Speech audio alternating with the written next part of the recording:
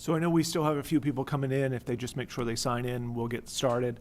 Welcome everybody to the August 12th Hampden Planning Board.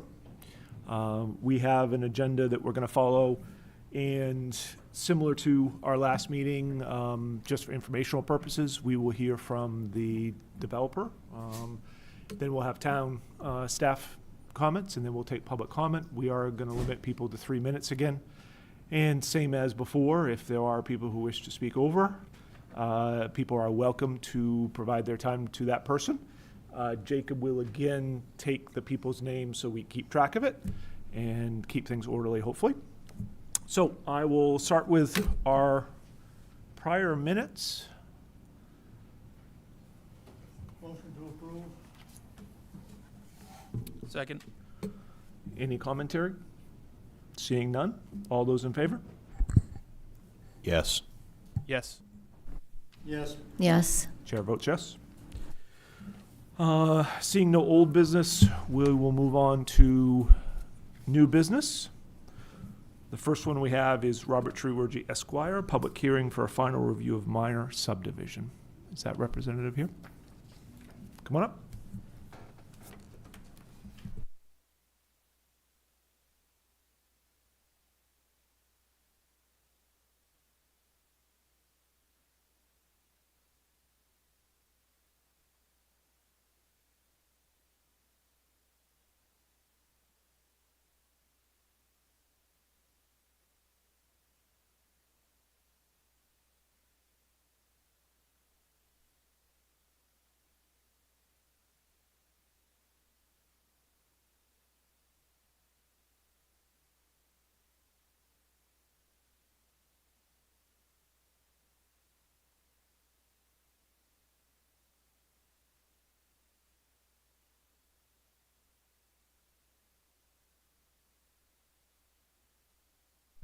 So before you start, do we need to open the public hearing officially?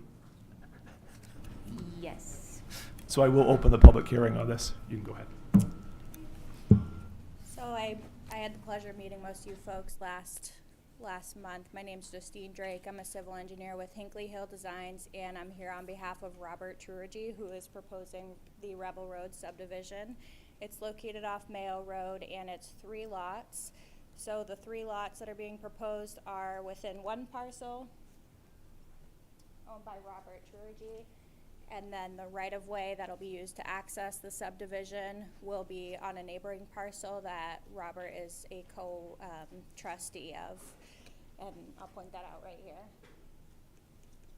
So that's a 50-foot right-of-way. This is a minor subdivision, and the town has asked us to make some accommodations for emergency vehicles, so we're proposing the right-of-way to accommodate a fire truck turnaround in the future when the road is built.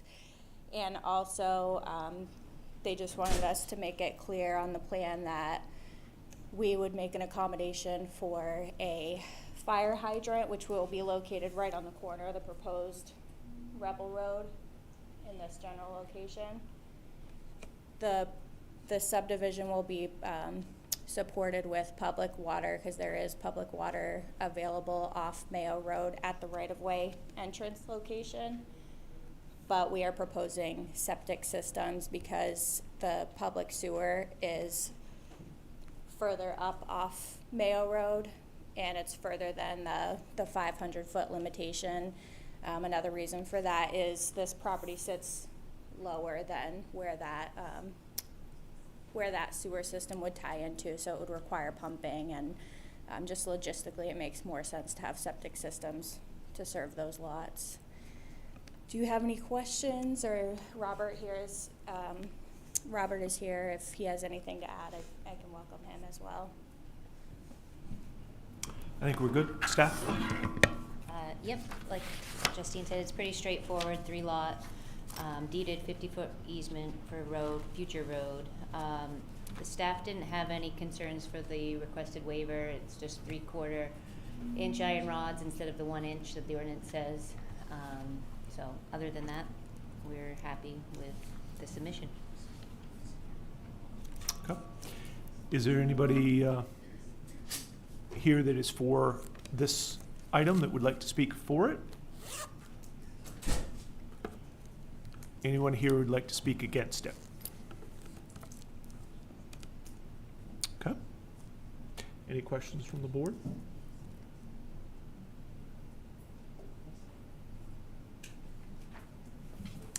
I'll entertain a motion. Gonna close the public hearing. Oh, yeah. We'll close the public hearing. So on this paperwork, it's got down here Meadow Road. Based on these findings. My apologies.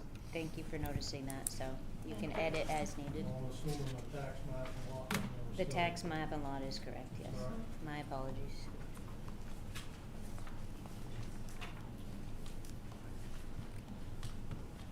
If you look at the report, there's one that is appropriate on the bottom.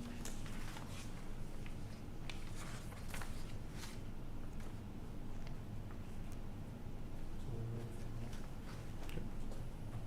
So I make a motion based on these findings, the Hampton Planning votes to approve the final minor subdivision plan for the creation of 3 lots on Mayo Road, tax map lot 04-0-038. No, David, sorry. If you look at the report, this one, on the bottom of the report is the right one.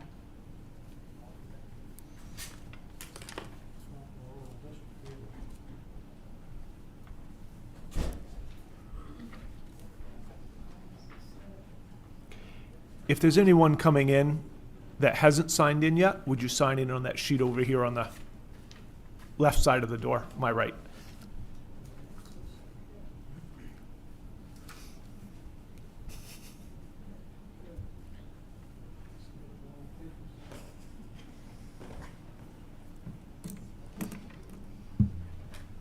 So you still wanna put in about the iron rods? Yeah. I can't get much closer to the mic, are we? No, you're not. Okay, Yes, you still need to add the waiver. Thank you. yes, you do. Mhm.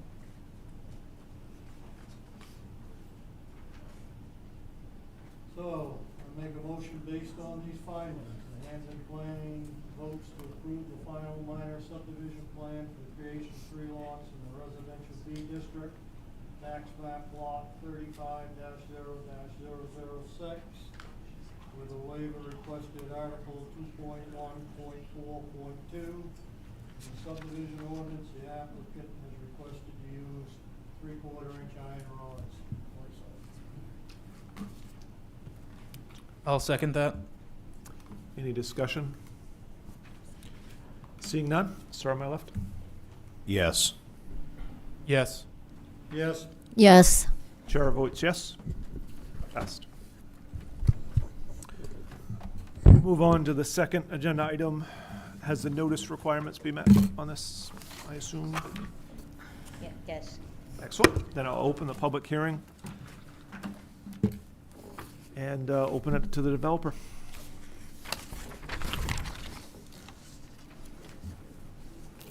Ready for me to begin? Please. All right, again, I'm presenting on behalf of PJG Properties. They're proposing 5 single-family homes, which falls under the application of a multifamily development.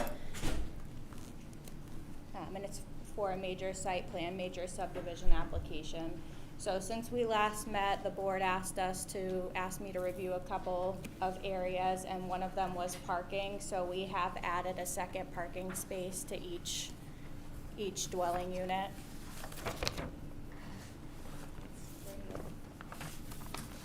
I've also modified the alignment because there was some concern over reverse tangents being closer than the required 50 feet apart. So I've made modifications to alleviate that concern. And this wasn't discussed, but I did shift over the utilities at the entrance just to minimize any concern over constructability and just making sure we have enough room to get those utilities installed. Do you have any specific questions?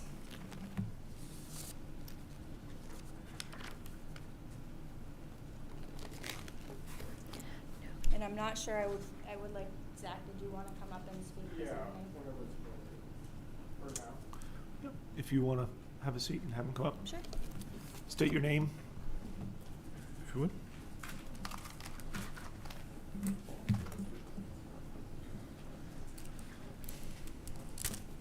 Good evening.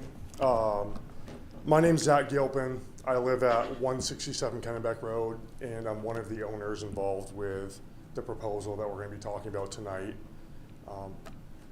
In listening to everybody each of the last two times we got together, and I'm sure, again, tonight it's very clear to me that there's a lot of intelligent people in the room.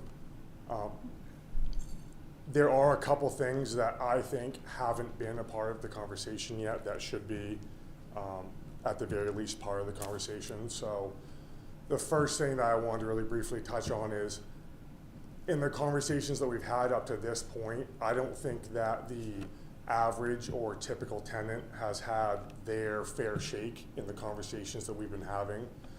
I've been a landlord for 7 going on 8 years now, and if it's not 1,000 people, it's definitely in the high hundreds for the amount of tenants I've had. And I can stand up here and confidently say that one of them, out of all of those people, I wouldn't let live at 167 Kennebec Road with me, and that's 50 feet from where I live. 2 perfect examples of that are my sister Marissa and my good friend JJ. And I don't have the time required to stand up here and tell you guys what kind of positive impact those 2 have made on me. But what I do have the time to stand up here and say is that I would put their character and their morals up against anybody.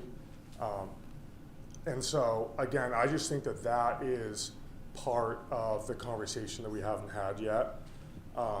And then the second thing that I wanted to touch on, I guess to relate this to my first point is, I guess what I'm trying to say is that I think that these things go hand to hand.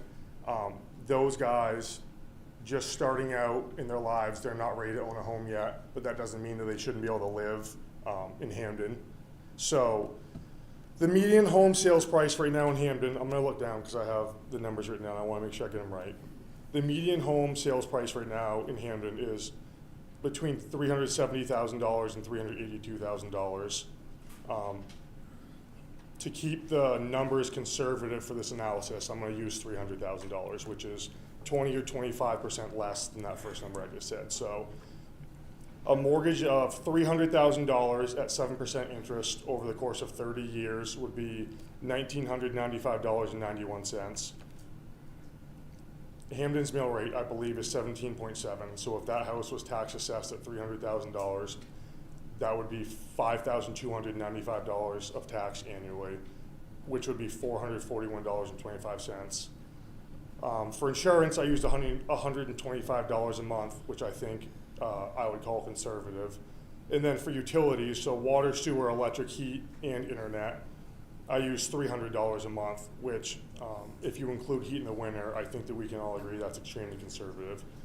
So that total would be $2,862.16 per month for the average Hamden house. And I don't think that that's the whole conversation, but I do think that that is a part of the conversation that needs to be had. I think it's important that people like my sister and JJ and many other people that, I don't care if it's a community in Hamden or a community in the state of Maine, or anywhere else, people like that, you add them to a community and it makes the community better. And I can stand up here and super confidently say that. So again, I know that there's a lot of really smart people in the room. I know that we're gonna have probably a lengthy conversation tonight, and I'm good with that, but I think that those were 2 things that I didn't want to miss the opportunity to say. So thank you all for your time.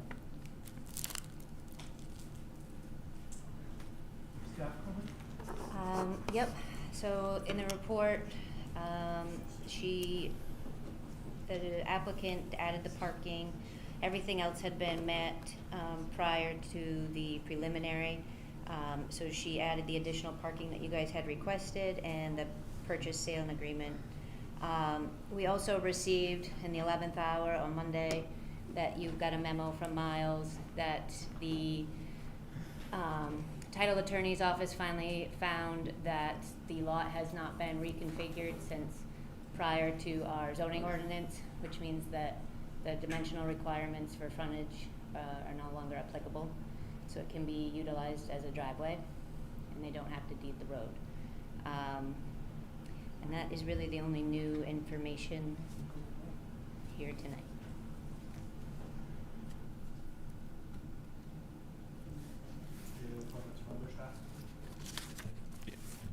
I received an email today with further concerns about the space needed to turn a fire truck around. I was told there's a video, which you may see tonight. I was actually at Children's Day and sent the crew to that location. Again, all that I would add for the planning board is that if you do see the video, they kind of made a 3-point turn. It's tight there. It's tight for most driveways on that road. It's tight in a lot of places within our community. That's why we train. So my stance on that hasn't changed. I just wanted to kind of weigh in that I did receive an email that there was some concern. I did follow up and previewed the video and watched that, as well as talked to my staff that responded to that location. And it was kind of it wasn't out of the ordinary for us. So what were you called to the site for? it was a report of smoke in the building.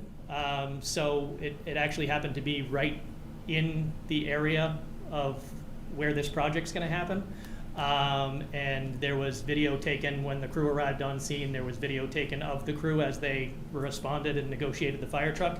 To my knowledge, there was nothing found. It was a possible smoke smell or odor with detectors chirping. When they got there was no smoke in the building, and they ran their gas meter through the building. There was no readings on the meter whatsoever, and they cleared the scene. Thank you.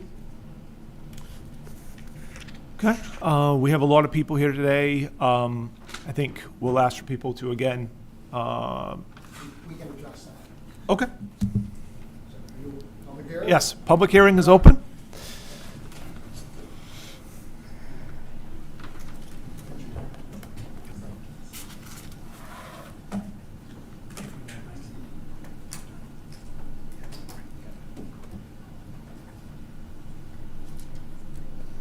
Some notes of my presentation tonight.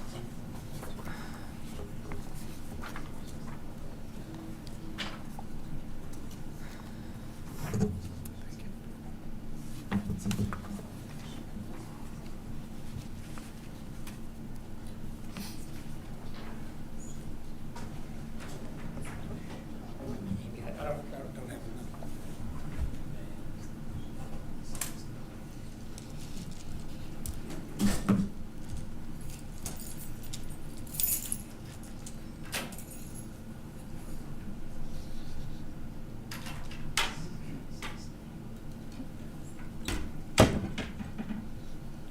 Use this one, but I need the other kind of heels also.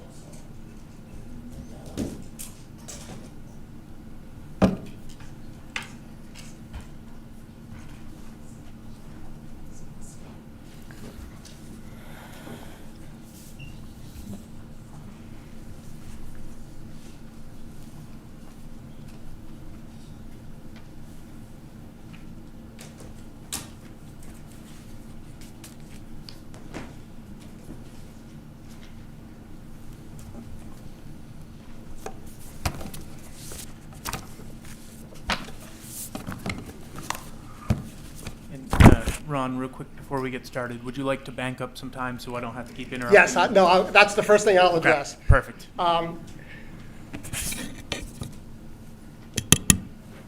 My name is Ron Haidu. I'm in a butter at 85 Summer Street. I'd like to make a presentation tonight that's going to take 28 minutes. So at 30 minutes, let's say, I need 9 people to cede their time to me. I believe I have 9. I have at least 9 people, but we have a list of we'll give you the list of 9 people. All right, so just for everybody's information, I think most of you were probably here last time. What we're going to do is there's 3 minutes per person. As time is needed, you're more than welcome to cede it to others. But I just need to capture your name so that we can keep track of everybody that's spoken in the time. So if I can get 9 volunteers just to raise your hand and then orderly one by one speak out who you are. David Tibbetts, 90 Summer Street. David Tibbetts, and you signed in today, David? Yes, sir, I did. All right, bear with me just a moment. Gotta look through the list. All right, thank you, David. That's one.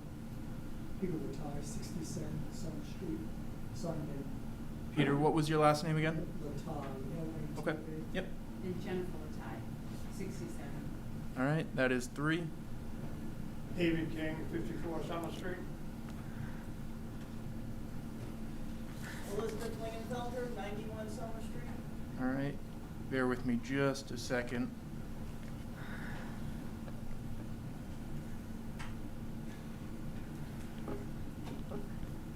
That is 5. Edith Gagnon, also 91 Summer Street. And 6. Michael Hartman, 65 Summer Street. Thank you, Michael.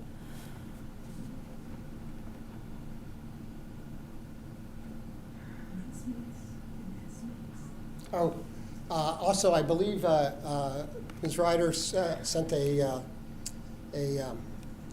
email to you about Chris and Jess Nesmith, who were going to dial in, but instead requested that I speak on their behalf. They're away out of town. They're direct butters. They're direct abutters. I did not see your name. Did you sign in?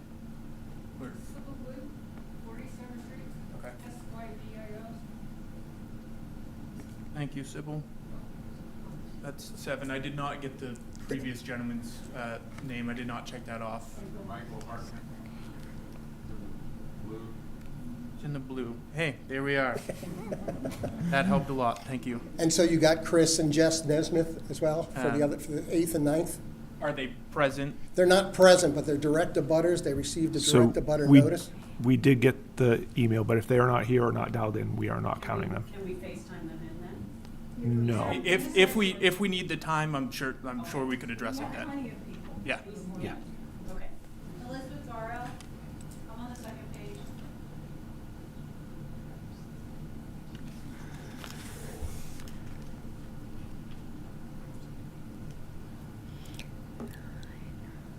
Is it 8082?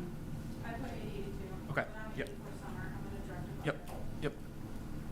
All right. That is 9, and with you, that's 10. Okay. So 30 minutes, and I'll get that going. Okay, let me start my engine here. First off, I want to thank the group that we have a large turnout today, and these people have entrusted me to speak on their behalf. We've talked about this amongst ourselves, and I think people are of one mind on this project here. I also want to say, because of this meeting and the information that came out on the 14th, these are prepared remarks. So I brought these prepared remarks to this meeting tonight to address. At this meeting, we've got a couple of new pieces of information which I would like to address at the end, but I'm going to continue with my prepared remarks as if we did not get any new information tonight, because it's the first I've heard of a couple things. So at the end, I'll address the new information that we got.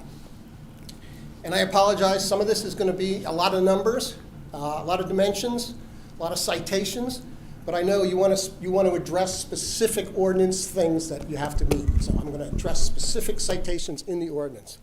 I brought some graphics, and I've distributed a packet here, and you can follow along with it. I'll try to stick to the writing here. So the first graphic I have is the applicant's re-revised as of July 14th site plan. And one of the things that I added to it by going out and actually measuring in the field is the abutter's house, which is right here. Now, because that's a small scale and the detail we need to talk about is hard to see on that, I blew up a sub area of that. So this is 1 inch equals 20 feet scale. This, I don't know what the scale is, but it's enlarged so you can see it. The abutter's house, the house on the applicant's property, and the proposed private road in Summer Street. So I'll be referring to this. I've made some marks on this. It's still too small to see. I can walk it around. I can pass it around, depending on what people want to do. You're welcome to come up and look at it, but I'll set it here, and I'll be addressing it briefly. No, it's good. It's good. Thank you. So just to recap, last month at the July 8th meeting, this board heard a presentation by the developer of the revised subdivision proposal for the 8082 Summer Street address. You also heard an extensive public comment period in opposition to the revised project from a large group of Summer Street residents. At the conclusion of those presentations, board member Jacob Bollier made a specific motion to advance preliminary approval of the revised project with 9 specific conditions attached. That motion ultimately passed the board 7-0. Unfortunately, the conditions in that motion were largely based on outdated information that was presented to the board by the town planner in the board's information packet that was provided for that night's meeting. Specifically, 8 of the 9 conditions in the motion had already been addressed by the developer and were presented at that meeting before the motion was made and completed. So I'm sure the developer was very happy that the motion included 8 of the 9 conditions that they had already met. So just be aware of that. There was, however, a 9th condition, and as taken directly from the recorded video of that night's meeting, that condition was, ensure, quote, all the concerns heard tonight are addressed concerning the ordinances and that plans adhere with all Hampden ordinances and state laws prior to the submission of the final plan. As a result of that meeting, the developer revised their project proposal a second time, issuing a re-revised proposal on July 14th. In an attempt to meet that 9th condition and meet all the requirements of the Hampden subdivision ordinance and zoning ordinance, which brings us to tonight. You have in your information packet the developer's re-revised proposal and site plan dated July 14th. You also have in that packet a memo from Amy Ryder in her dual role as Director of Planning and Economic Development, which restates the conditions in the prior motion as well as the board's concerns that additional parking be provided. And I believe, as the applicant said, they've provided that additional parking. That memo concludes with the statement, and I quote, the applicant has fulfilled these conditions in the final application dated July 14th, 2026. The town staff completed the review on July 28th and did not provide any further comments. The memo also notes an attachment from the town's outside peer engineering consultant, Woodard and Curran, that contains their review and comments on the project.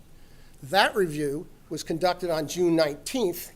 It, however, was a review of the initial developer's proposal, not the revised proposal, that made significant modifications to the private road that accesses the project. So be aware of that. The peer review was for a site plan that we are not looking at today. You also have in your packet for tonight a draft planning board motion for final approval of the project crafted by Ms. Ryder that states in 2 places, quote, the proposed subdivision is in conformance with the Hampden subdivision ordinance, the Hampden comprehensive plan, the Hampden zoning ordinance, unquote. And also in another location, the proposal conforms with the subdivision ordinance and is consistent with the 2024 comprehensive plan. These statements are incorrect, and I urge the board not to accept its final draft order, and indeed to reject the project for explicit nonconformance with the Hampden subdivision ordinance. I will leave it to others here tonight who are going to speak to the nonconformance with a comprehensive plan, but let's focus. I'll focus my comments tonight on the subdivision ordinance.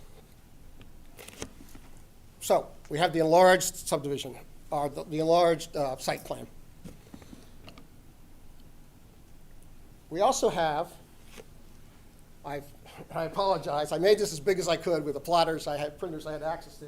These are pages 19 through 21 or 22 of the current Hampden subdivision ordinance. And this is a table, and it says, private roads are to be built to the standards listed in the table under section 2.3.7.3. And down here, street design construction standards for all new streets in the town of Hampden must comply with the standards in the following table. Okay? These are not recommendations, these are requirements. All streets must comply. And so there's a number of areas where it does not comply, and we're going to walk through those. So on page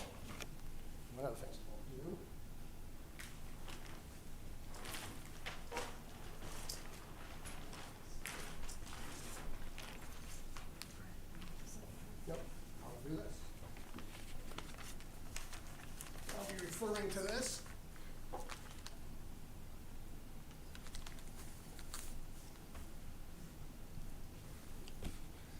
On page 19 of the current Hamden subdivision ordinance at 2.3.7.3, roadway design standards is the following. Street design and construction standards for all new streets in the town of Hamden must comply with standards in the following table. Most obviously, the private road design does not provide a 50-foot right-of-way as noted by the Hamden subdivision ordinance in the table. Private road right-of-way, minimum right-of-way width, 50 feet. Now, again, I'm putting comments based on what we have available to us tonight. In fact, the design appears to provide no right-of-way whatsoever. The applicant's own application narrative states that no right-of-ways are proposed. So I've prepared this little graphic here showing a variety of let's call it buffers or sideline setbacks. The terms vary, but the distances don't change, the requirements don't change. This is what the ordinance requires, a 50-foot right-of-way for a private road. So 18 feet of private road, 2-foot shoulders, 14 feet of setback on each side yields 50 feet. What the developer is proposing is 18 feet of private road, 2 feet of shoulder, and about 18 inches of setback from the property line. Now, keep in mind, this is a property line up here, but it doesn't have to be. It could be anything. It could be a right-of-way width, so you wouldn't put a house within here because you need a 50-foot right-of-way. In this case, from a property line, they're proposing 18 inches. Why? Because in order to get a 2-foot shoulder, an 18-foot wide private road, and a 2-foot shoulder, they're absolutely hard up against an existing house on their own property. Now, at various places in zoning and subdivision ordinance, there are sideline setback requirements mentioned. For a driveway, a private driveway, the sideline setback is, at the very least, is 10 feet. Now, this horizontal distance lines up here. So for a private driveway, 10 feet for a private driveway. For a private road, it would be 14 feet. In the zoning ordinance, there's a sideline setback for driveways of 20 feet.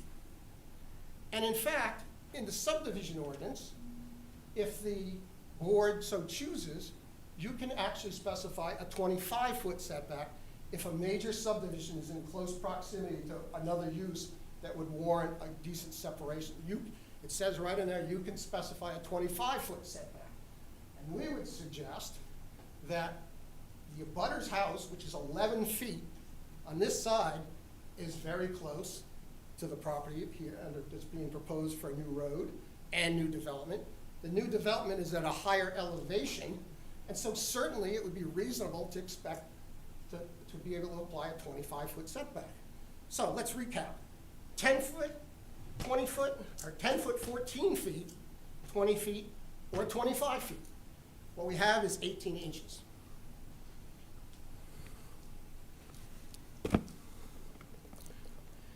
So my notes there go on. The required 18-foot width roadway centered in a required 50-foot right-of-way would yield 16 feet of land outside the traveled way. That's 2 feet of shoulder, 14 feet of sideline setback. Now let's go back to the site plan, even enlarged here. The scale is small, but it clearly shows in order to squeak that road between the existing house and the property line, the applicant has pushed the road in very close here. It's basically, and I'll get into this in great detail in a bit here, there is basically a vertical cliff here, which we'll talk about. But this is why there's 18 inches there. One of the things that we noted in the most recent version, July 14th, is the property line has been adjusted 1.5 feet further to the south toward the abutter's property. And the reason for that is, I believe, although this is the first time we've seen this, the surveyor did the survey, and at the end, the surveyor has to close the polygon, and so they make uniform adjustments around all the points, and it moves. I get that. So there's actually two property lines that could be shown here that are a foot and a half apart here. And they start at the same point here, and they're a foot and a half apart. Regardless, in my analysis, I use the more conservative property line, which benefits the developer by taking the southerlymost. So all the dimensions that I'm going to cite in the coming comments are based on a property line that's been adjusted downward already. It has been noted in previous review comments, but bears repeating here, the abutter will not allow any modification to his property or construction activity to occur on his property to accommodate this project. This includes drainage modifications, retaining walls, the fracturing of ledge underneath his property, which we're going to get into in a little bit here. And it also includes not allowing the developer to leave the unsafe condition of in excess of a 5-foot vertical cliff immediately at the line of his property.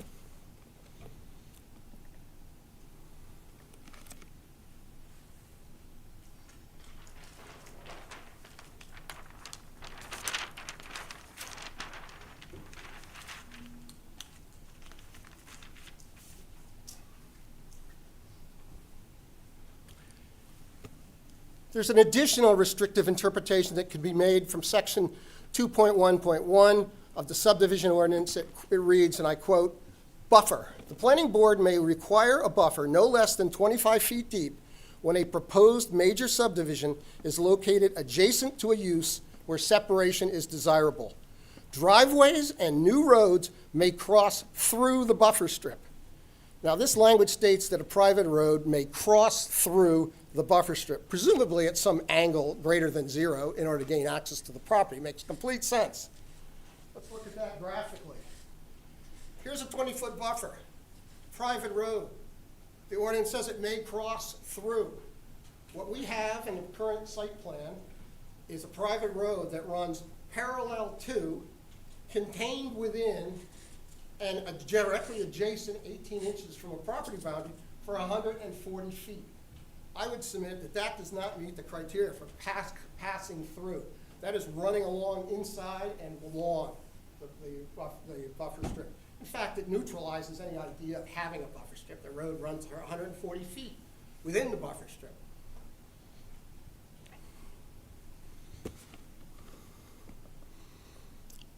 In the present case, the proposed private road runs directly along the property boundary and is mostly contained within any reasonable width buffer strip for a distance of more than 140 feet.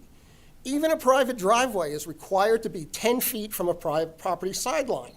Why would the sideline setback for a private road be any less stringent than that? The sideline setback requirement in the Hampden zoning ordinance is 20 feet in a residential B zone. In short, the private road within and parallel to a sideline setback in close proximity to an abutter's home, 11 feet away, would not seem to comply with the intent of 2.1.1 under any potential interpretation. And as I said, a minimum of 10 feet, 14 feet is the right-of-way, 20 foot is the normal sideline setback in residential B, and the board could require a 25-foot setback. Furthermore, the perpendicular distance measured between the property line and the house wall on the applicant's property, from here to here, is 23.5 feet. I measured it myself. Again, insufficient to contain any required right-of-way. Elsewhere in the applicant's own proposed project, single-family home number 2 includes a soffit corner that overhangs within 1 foot of the traveled way on a critical corner where emergency response vehicles will need the full road width to negotiate the turn. The building itself is 2 feet away from that turn. That point is right here. These buildings have somewhere between a 10 and 12 foot soffit overhang.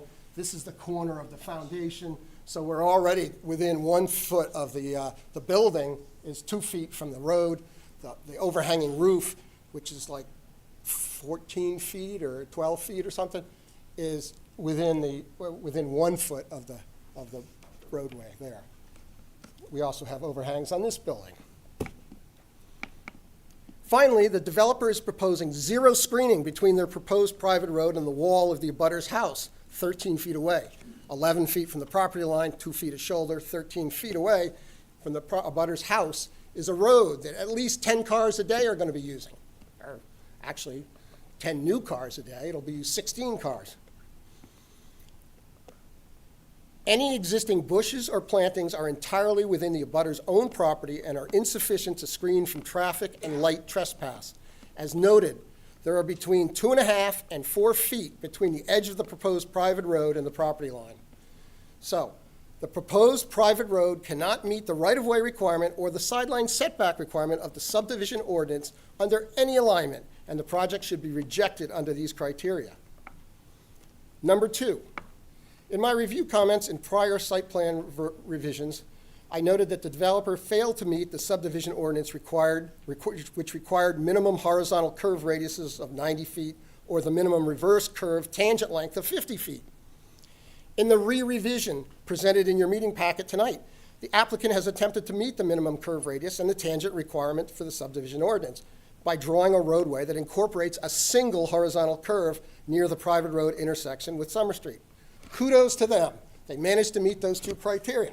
However, they do this by strategically violating the subdivision ordinance requirement at 2.3.7.1-5 that, quote, street intersections must be as close to 90 degrees as possible. This is a critical design element. It sounds trivial, but it's a critical design element in this particular location for reasons that I'll explain. The developer has created the need to turn not 90 degrees, but 105 degrees back to meet this road. And the only reason they have that 105-degree turn is because they couldn't meet the road. The road could not intersect Summer Street at 90 degrees because they eliminated the second horizontal curve here, the reverse curve, that would not be a 90-foot radius and would not provide a 50-foot tangent. So they made the tangents by putting in a road alignment that violates other areas of the road criteria. Right here.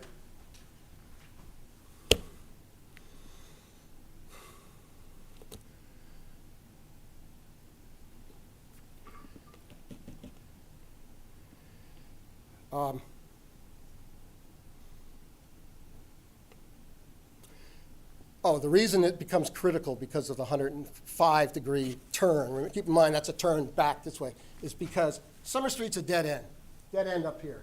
100% of the traffic coming in, 100% of the traffic going out is going this way, and it's not turning 90 degrees either way.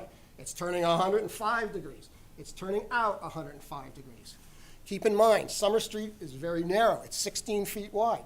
Keep in mind, one of our abutters lives directly across the street and parks their cars on their own private property directly opposite here in the one space that they can get off the road and provide it. Anybody coming down this hill, which I'll get to, making a 105-degree turn is swinging wide across Summer Street into their apple tree and into their vehicles. I believe that abutter is going to do the presentation which shows the fire truck that visited the property the other day. By the way, in case there's any thoughts of shenanigans or any whatever, nobody in this group called the fire department. The tenant on the property smelled smoke, and in fact, I had smelled smoke earlier in the day. The tenant on the property called the fire department. I found out about the fire trucks after they were already there, and my wife came in from the grocery store and said, "There's fire trucks outside, what's going on?" I ran out with my phone to say, wow, well, this is interesting, and we took some video of that day. So, and it wasn't even the biggest fire truck, it was a smaller truck. So,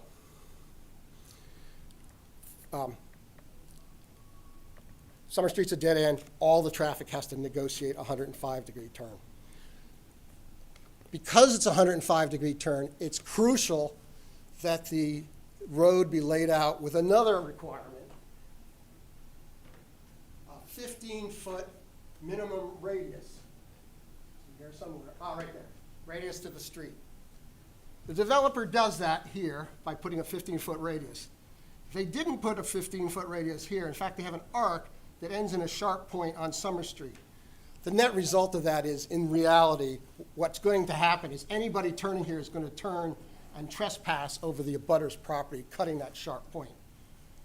The reason they did that is because by coming out in here and putting the 15-degree arc, It just accentuates the fact that you have a 105-degree turn to get back in here rather than a 90-degree turn. So this is the developer's own center line. It comes down here to station 100, it comes down to station 50, and then it comes straight off here because they did not want to put another curve here because they couldn't meet the tangent or the radius. So, fire trucks, garbage trucks, oil delivery trucks, FedEx, UPS vehicles, all must negotiate this 105-degree turn from Summer Street to get into the property and to get out of the property. We have abutters vehicles parked on their private property directly across the street. We have seen everything from fire trucks now to regular-sized standard pickup trucks. As they make that turn, they swing completely across the narrow width of Summer Street. So, this present design does not meet either the turning radius requirement of subdivision ordinance 2.3.7.3-2 or the intersection approach requirement of 2.3.7.1-5 and should be rejected on these counts. The abutters will not allow turning traffic at this intersection to pass over and damage their property, either adjacent to or across from the private road. Number 3. In order to address that the first 50 feet of private road away from the intersection not exceed a maximum slope of 3%, a requirement right here, the applicant has deepened the cut in their initial section of ledge cut to flatten out their originally proposed grade. And I have folded up there a profile showing their proposed grade. We agree with their determination that the centerline elevation of the private road is 78.20, where that private road meets Summer Street. That's station 0+00. The elevation the applicant shows on their centerline profile drawing is 79 point, or their cross-section drawing is 79.70 at station 50, meeting the 3% grade. However, on their site plan, they show 80.00, which is 4 inches higher. It is at station 50, which is right here. It is precisely at this point that the applicant shows their roadway shoulder, side slope, back slope, and ledge cut touching or crossing over, depending on which property line depiction is valid, the abutter's property line. This necessity was only created in order to accommodate the horizontal layout requirements they tried to meet for curve radiuses and tangent lengths. So, I'm going to give you a bunch of numbers here, and then I'll show you, I'll demonstrate what I'm talking about on this cross-section. The existing ground elevation at station 0+50 is 83.0. At the abutter's property line left of station 0+50, the existing elevation is close to 84.5. With a required roadway cross slope of 4 inches, this places the required edge of traveled way finish elevation left of station 50 at 79.37. This necessitates getting a roadway shoulder, side slope, drainage line, back slope, and vertical ledge cut of 5.13 feet in a space that's only 4.79 feet wide without crossing the property line.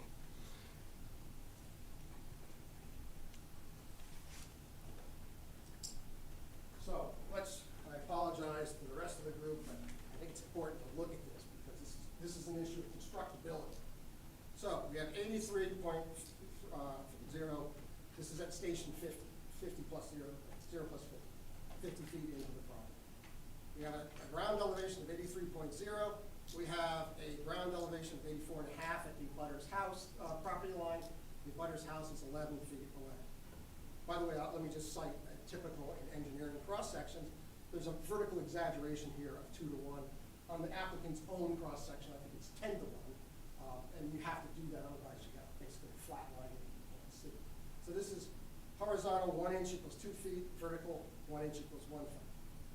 So 83, 84.5, they have to cut it down to 79.7 to meet the 3% grade to 50. They have to put 4 inches of slope to the shoulder for the crown, and they have a shoulder which has to be 2 feet, and they have a ditch line to drain it away. Then they have a vertical ledge cut, which by the way is not vertical. You have a maximum ledge cut of 1 foot, 4 feet vertical, 1 foot back. You can't have it overhanging. So it results in at the corner of the road, it results in a 5 foot 2 inch vertical drop from the property line. We have ledge down here that they're gonna have to remove all this ledge, and then they're gonna have to come back and put 18 inches of granular backfill, base and subbase there to achieve the road elevation. So, between 0 at the property line and 4.79 feet, all this needs to occur in here, leaving basically 0 sideline setback. And not only 0 well, you got a sideline setback, you got 5 feet 2 inches of vertical sideline setback, I guess.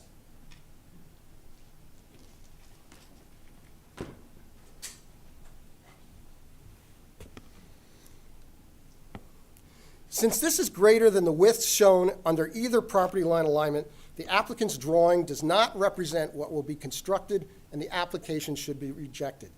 The end result of attempting to construct this design will be some combination of trespass onto the abutter's property, damage to their home 11 feet away from a 6.63 foot deep ledge cut. I say 6 now instead of 5 because they have to go 18 inches deeper to put in the granular material. Creation of a significant personal safety fall hazard of 5.1 feet vertical, right at the edge of the property line.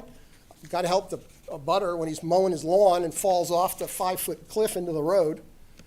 Violation of the maximum vertical slope ledge cut of a 1 to 4 or maximum side slope, back slope slopes of 3 to 1. Ice and water ponding in the proposed road at the ditch line that's pinched between the road and the base of the ledge cut. Keep in mind, we already have water coming out of this along the ledge. Happens in the spring, happens in the winter.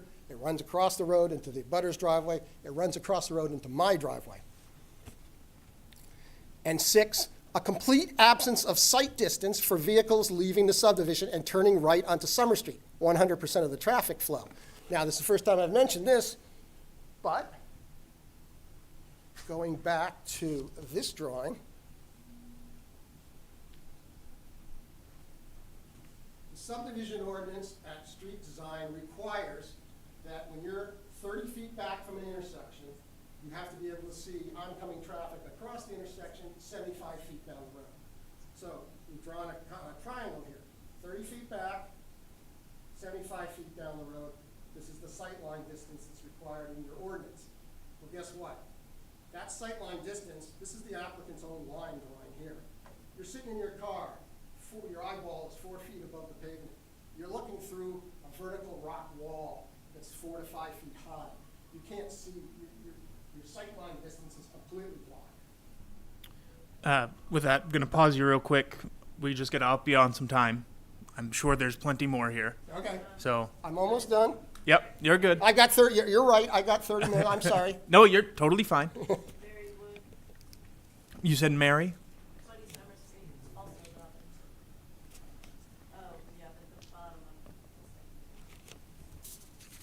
Bottom of the oh, yep, got you right there. All right, and we'll say one more for good measure. Got you right there. All right, thank you. One couple more? Yeah, get a couple Yeah? more. Okay, all right. I got maybe 10 minutes. I have 2 others, actually.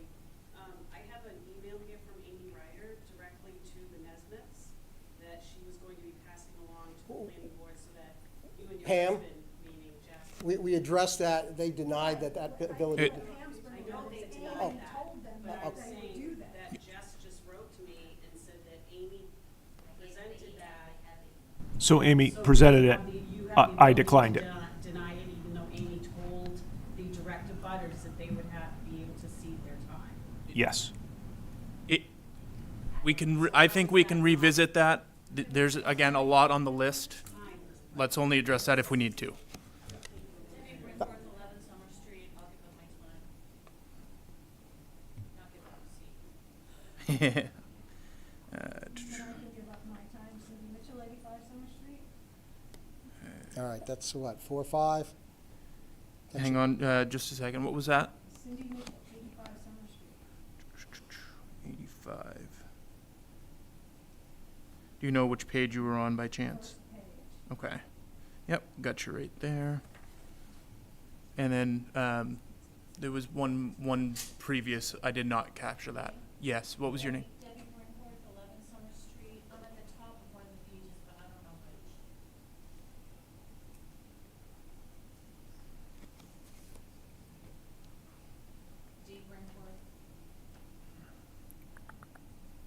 All right, that's probably enough. Don't go any Yeah, further. I'll find you. Yeah, that'll get us a couple of pages. I'll Gotcha. talk fast. Go ahead. So that's the first time I mentioned sight distance, but that's the sixth way that this design would at least violate, or all seven of them, or all, number seven would be all six above. Furthermore, to accommodate the maximum 3% slope with the 50 feet of private road, within the 50 feet of private road from Summer Street, the applicant has shifted the next 90 feet of roadway to a centerline slope of 8%. This represents a 7-foot rise in elevation in 90 feet between Station 50 and Station 140. Now, I know the ordinance allows up to 12%, which is a heck of a grade, but let's keep in mind, we're looking at an 8% grade, 50 feet off of Summer Street, where water, on an unpaved road, that's going to result in ice formation, erosion of that 90 feet of 8% grade, and that's going to wash down directly onto Summer Street. It's not like this is around three corners in the woods in some subdivision somewhere. This is directly adjacent to Summer Street. Any erosion on this extra steep 8% grade of dirt road, let's be clear, it's not paved. Any erosion is going to come down at a higher velocity. That water is, we don't have enclosed drainage on Summer Street. There's no catch basins, there's no ditch line. Water just runs out into the road and down. Now we have water scouring dirt down at 8% grade into Summer Street going down the road. And in the winter, what we have, even with the gentle grade, is we have an ice delta formation that crosses Summer Street. Ask any of your snowplow drivers, they see it every year. This is going to make that much worse.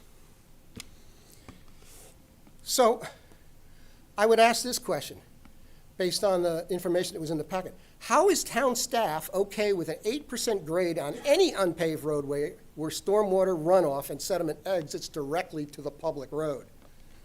If the town staff, consisting of the Director of Planning and Economic Development, the Code Enforcement Officer, the Town Engineer, the Public Works Director, and the Deputy Fire Chief have no concerns or further comments, as Ms. Ryder reports in her cover letter provided as part of your packet, then perhaps the town should reach out to their consulting engineer for a peer review of the revised private road alignment.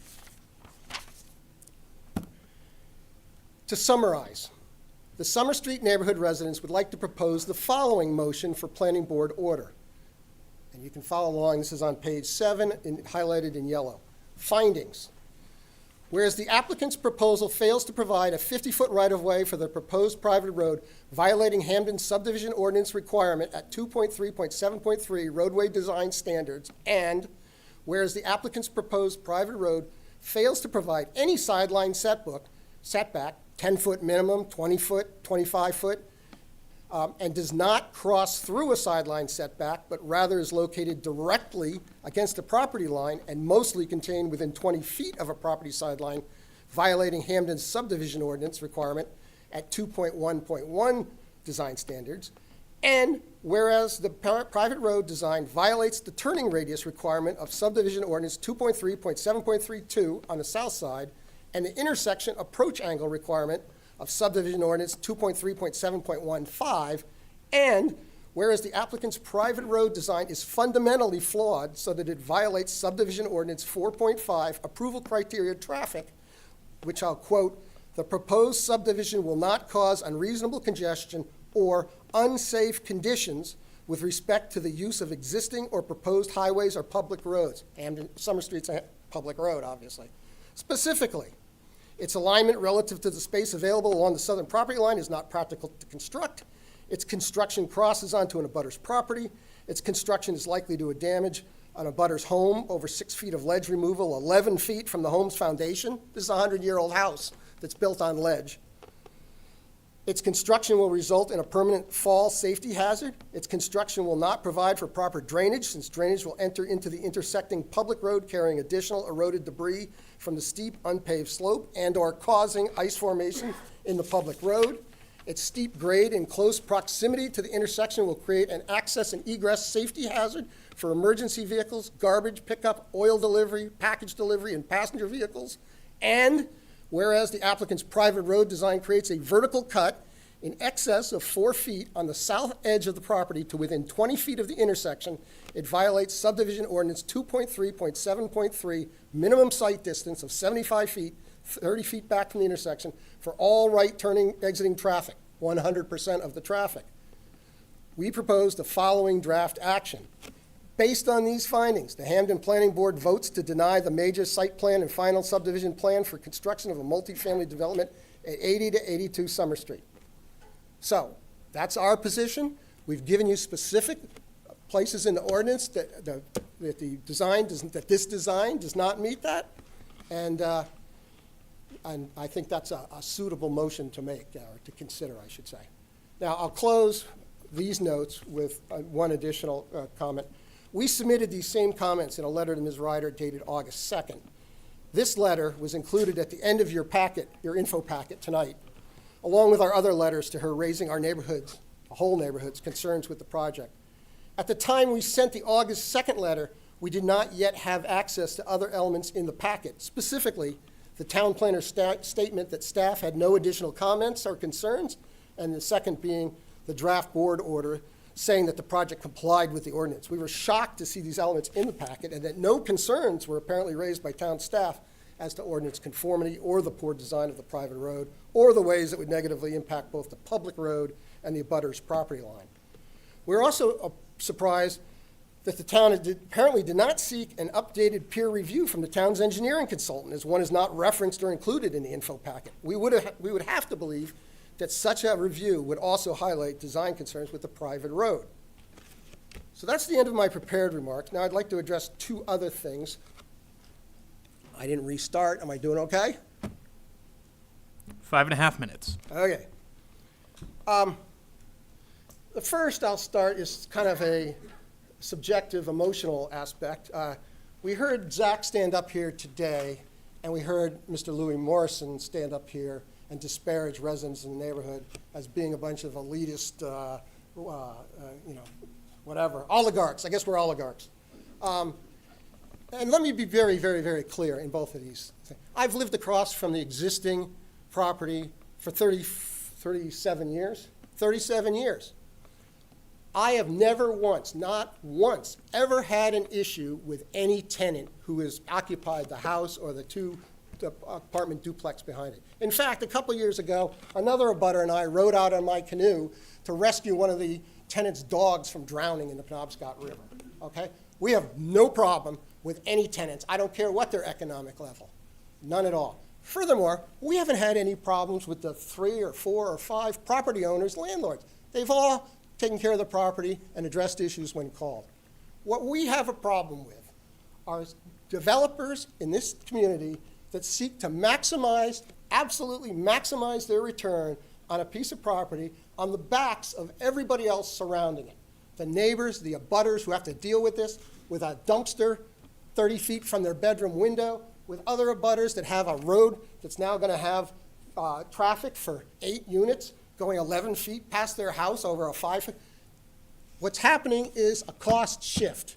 May not be a dollar cost, but it's a value cost. It's a cost shift from developers to area residents who have lived in this neighborhood for many years and paid all kinds of taxes.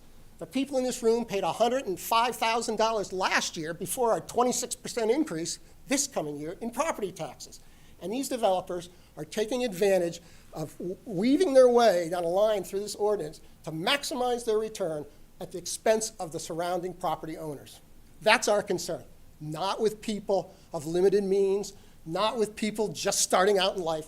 Don't let that sob story color your impression. These people know what they're doing here, and they're doing it all over town, and they're trying to do it in our neighborhood. Second issue, brand new tonight. Maybe everything I should say I should tear up and throw it over my head here, because what is this new information that private roads no longer even need to apply? We're going to do driveways, apparently, because guess what? Whatever. This whole project was predicated on the fact that in order to put all these buildings in here, we need to put a magic road in. And that magic road gave us all kinds of new frontage, which we then could say was less non-conforming, and so we could put buildings in there. I don't buy that personally, but let me say I'll live with it. But now we're all of a sudden saying, we don't even need that. We're just going to put 5 more buildings on a non-conforming lot because of what? It wasn't even clear to me what that was. And if that is new information, then you can't make a decision tonight. This is new information that nobody else has had at their disposal. Apparently, the town got a letter or from somebody. No notice. And there was no notice of this. It wasn't in a packet that was released to the public. It wasn't in a packet released to the board tonight. This is new information. What are we supposed to do? So, I conclude my Quiet comments. out in the audience, please.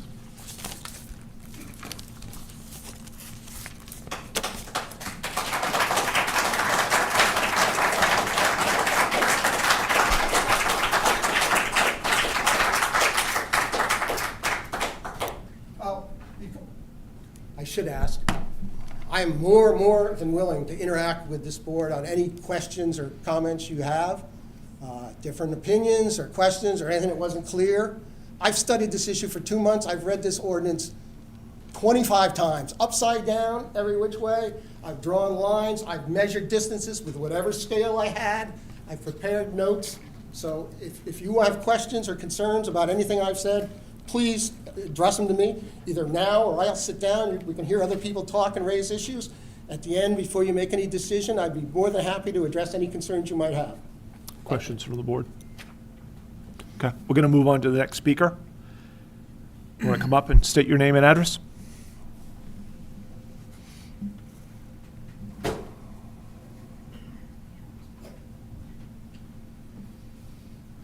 My name is John Russell. I live at 81 Summer Street. Excuse me. This is my wife, Lee Russell. We moved here and bought the property in 1987. John, can you speak up, speaker? Sure. Oh, I turned it off. I'm sorry. Push that button. Thanks, Ronnie. Well, you're supposed to turn it off. Okay. Try Here it we go. again. All right. Try it again. Yep. Bought the home in 1987. We've been here 39 years. 2 years more than Ron. I married my wife on our lawn the month we bought it. So we've been together 39 years, my sweetheart. And I wanted to thank Deputy Chief Lindstrom. I was the one that sent you the email. Thank you for responding and showing up. We do have the video, and with the help of Kanishko, he's going to bring it up on the monitor. Okay, so this, as we referred to last Saturday, responding to a call saying there was smoke. This is on Summer Street. Just to the left of the fire engine is our property, 81 Summer Street. You can see our apple tree on the left and our parking area with the vehicle behind it. We actually have 2 vehicles. So, Could I have you come on this side of the podium? So maybe you're speaking into the microphone? sure. Perfect. So, Kanishko, if you could start the video.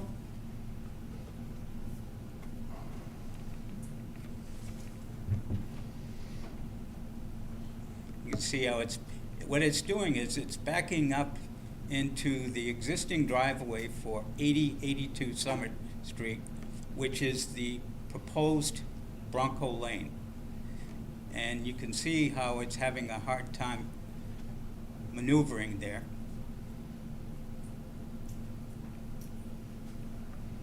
Thank you, fireman, though.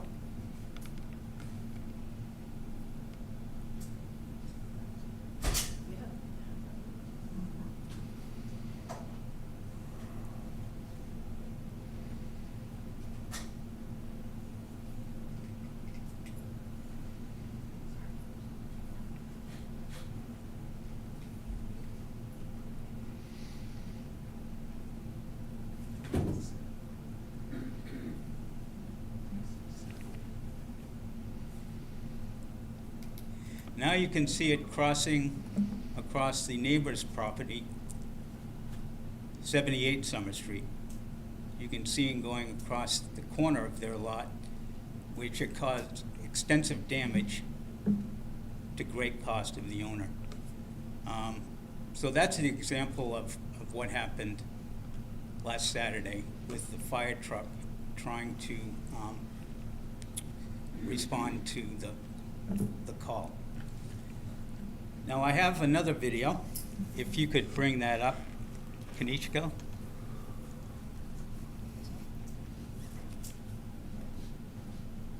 Okay, this is, if you could stop that right there, Kanichko, thank you. This is the driveway for 8082 Summer Street, which is the proposed Bronco Lane. And this vehicle is driving down the slope that Ron alluded to, headed towards Summer Street, and he's trying to make an exit to head right. So if you could start that, Kanichko. And one thing Ron alluded to, the 105-degree angle, the truck would actually have to come out a little bit more to the right. But what I'm trying to show is our vehicles and our parking area to the left there, how close they come to our vehicles when they're coming out of Bronco Drive. So that's one of our big concerns, is having vehicles run into ours, especially in the wintertime, when that street, that driveway is covered with ice, as Ron mentioned. So that's my concern. And my sweetie here has another. Yes, my concern is the blasting that's going to have to take place in order to construct this subdivision. As far as I know, I'm the only person in the neighborhood who has ever experienced blasting. Shortly after my husband and I moved in, a gentleman named Richard Toll built a house down below us with his driveway abutting our right side of our property. I'm sitting on the couch with my dog at the time, and there was a blast that I confused with an earthquake because my whole house shook. Now let me tell you about ledge. Our house is built down from 81 Summer Street. It's built into the ledge on the riverbank, and in our basement, the back third of our basement is ledge, closed off by a retaining wall. Can I pause you for just one moment? Can I get somebody to cede their time? Cede my time. In your Tremblay. Pam Tremblay? Thanks, Sam. Thank you. Yep. Continue. I won't be much longer anyway. I just had this horrible experience that actually traumatized the poor dog I had at the time for the rest of her life. But I know that if blasting is required to put in this subdivision, our house on the same ledge, because it's all right down, as Ron described, is going to take some damage. So if that occurs, I'm going to ask for a pre-blast assessment. And I'm going to know the names of everybody involved in case there's any damage to my house. We've been there for 39 years. Thank you for your time. Thank you. Ed.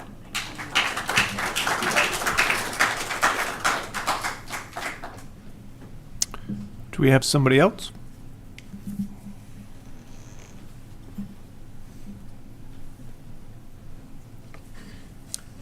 Hi, thank you for hearing all of us tonight. I won't be very long. I wanted to, my name, by the way, is Ed Netto.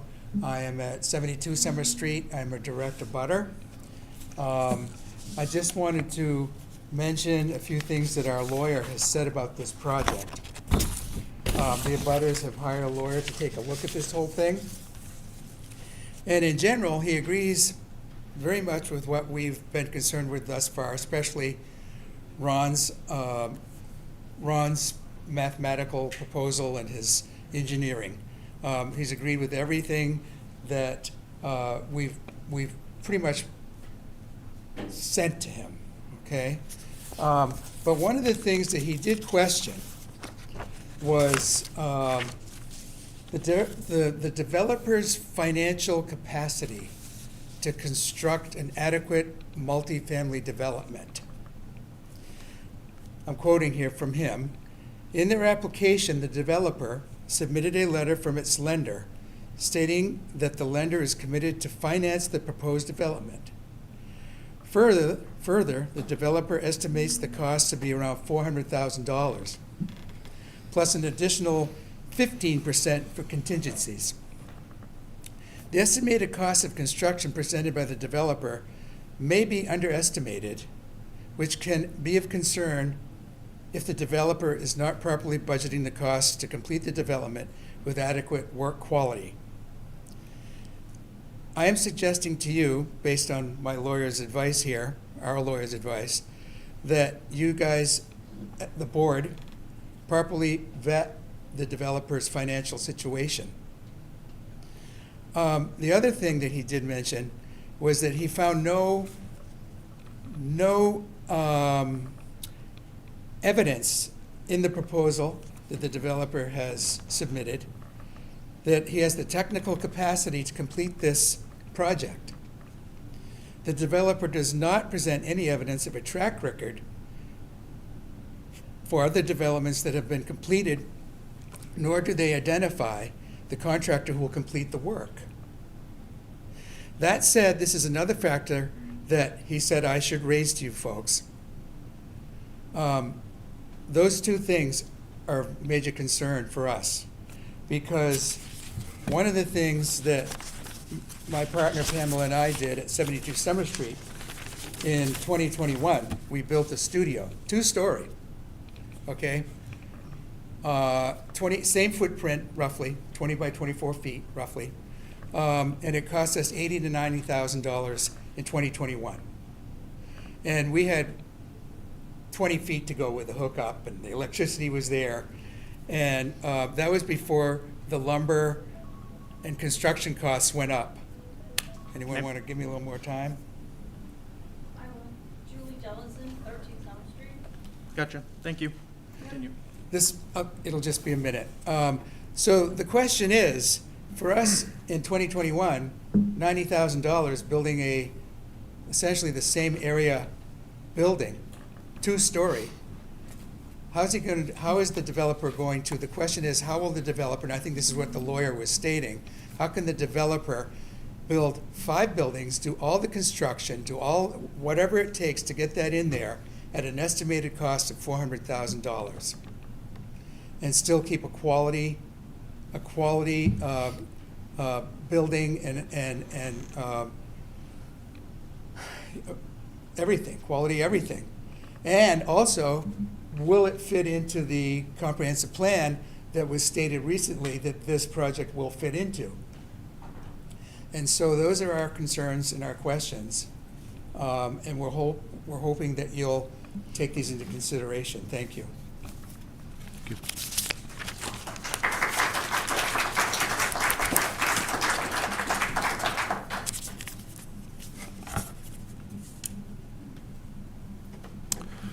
Do we have others as well that wish to speak?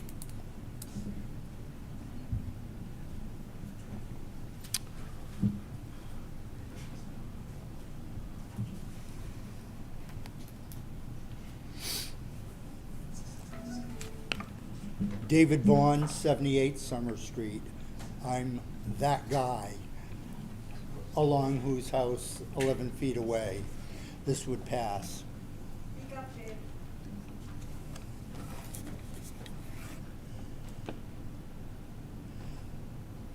Starting with the meeting last month, reading and having, thanks to Ron, so much interpretation, I am truly dismayed at the function of town staff and of this board of being lockstep, of there being a packet that was presented to you folks on the board, and it apparently was rubber stamped last month, And I fear that it's a setup for that to happen again. I don't doubt you're intelligent people, and I would like to have some integrity in view. I ask you, please, to vote your consciences. There has been compelling testimony heard.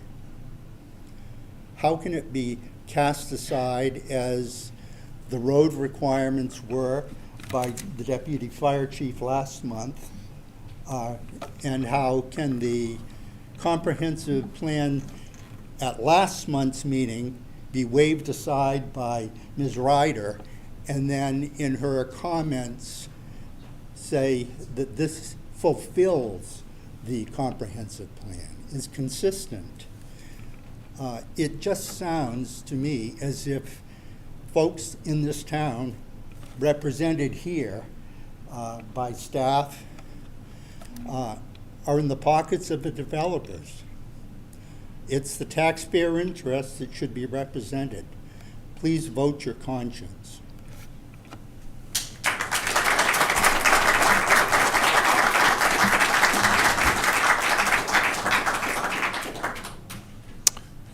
Is there anybody else? Yes, there is.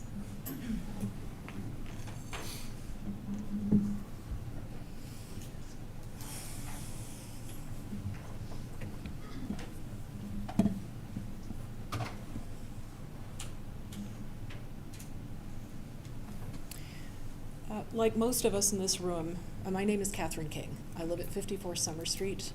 My family and I have lived in Hamden, have lived specifically on Summer Street since our son Jeff was born in 1996. So we're just turning our 30th year here. You got Catherine? Sure, I'll try. Like most of us in this room this evening, well, most of us in this room this evening, including me, were here at the last planning board meeting. And in some combination, we urged you to consider a number of our concerns. We urged you to consider the increase in the traffic that will inevitably come with 10 new vehicles, and the impact that will certainly have on the safety of folks who use our road for running, walking their pets, their dogs, and pushing their babies in baby carriages, teaching their little children to ride bicycles and more. We urged you to consider that. We said we understand that it's not a compliance issue, but it's a concern to us. We told you that we're concerned about the impact that this project will have, whether or not the Department of Environmental Protection believes that it's enough to deter this developer is not the same question as whether it will impact the wildlife that use 80 to 82 Summer Street in the area as a corridor. It will have an effect on that. We told you that we cherish the historic character of the homes in our neighborhood. And we urged you to consider the language in the comprehensive plan that recommends design of new construction be consistent with surrounding areas.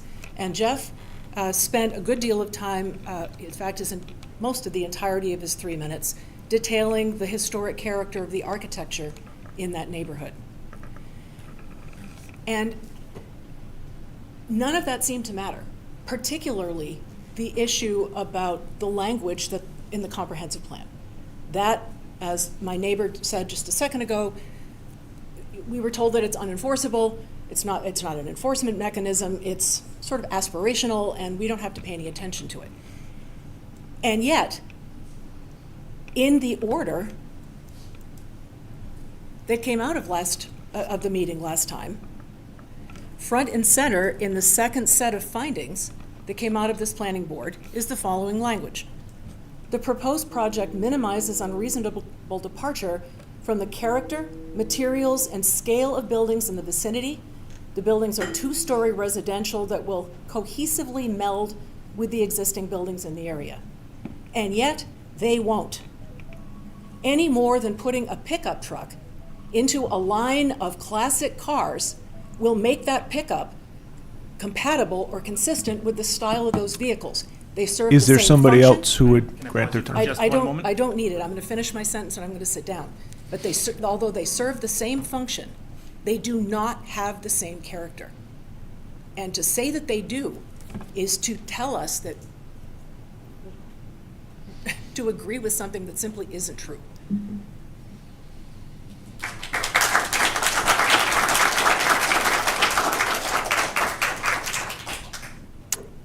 Is there somebody else?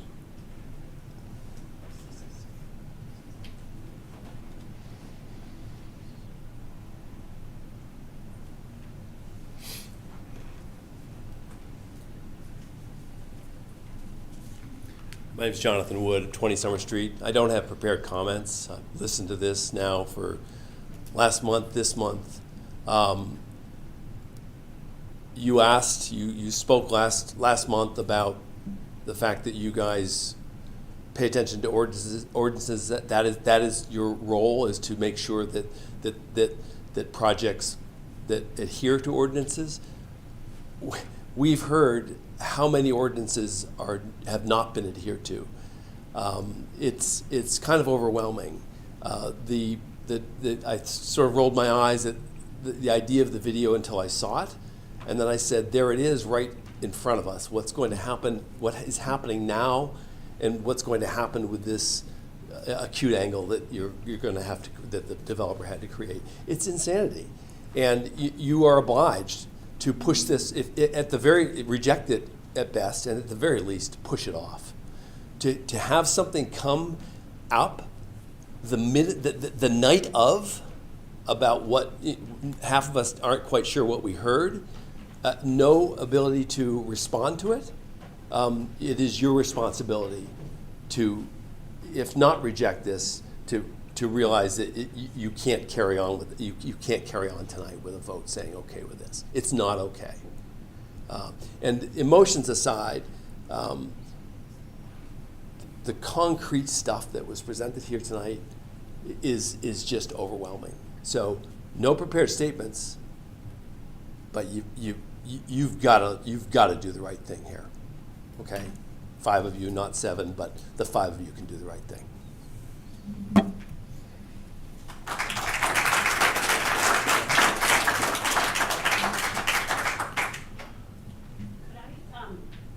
Claim back some time from Megan? Sure.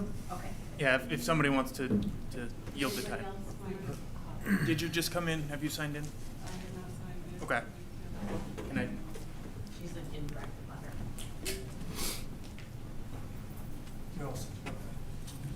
Thank you again for taking the time to meet with all of us tonight. As you can see, this is a really impassioned group, and I know I said that last time. Me personally, I moved to Summer Street when my son was 3. I was a single mom, I had nothing, and this is all I own with my partner, Ed. We have worked literally nonstop on our property to bring it to where it is now. It's our heart and soul, basically, and we're continuing to work on it. We still have projects going, of course. And I do feel like, Zach, I want to say directly to you, you had said to me at the walkthrough, we're not doing this to basically piss anyone off. And I appreciate that you said that to me. But I also want to acknowledge that there's a time and a place for everything. And I would implore you to consider that the spot that you have chosen is simply not conducive to what you want to try to do. I think it's great that you're trying to build your career and do all that, but I want you to consider where you have chosen to put this project. It makes no sense whatsoever. Not only is it disrupting all of these people, especially us direct abutters, but it is completely against the comprehensive plan and the character of this neighborhood, which is the oldest neighborhood in Hamden. So please consider that.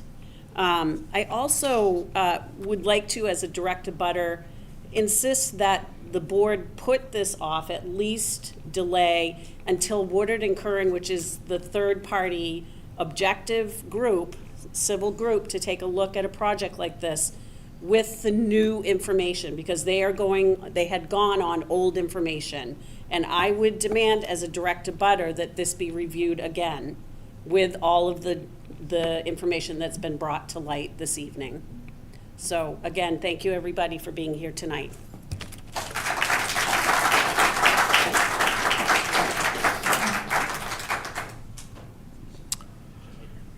Is there anyone else who'd like to speak? Would the developer rep like to address any of the comments?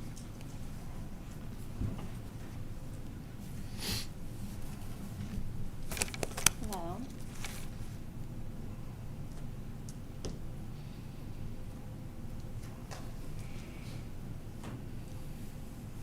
Do you mind if I use your easel, Ron? No, go ahead. Thank you. It's the town's. Oh, okay, good to know. I am just gonna move this back to where I had it before.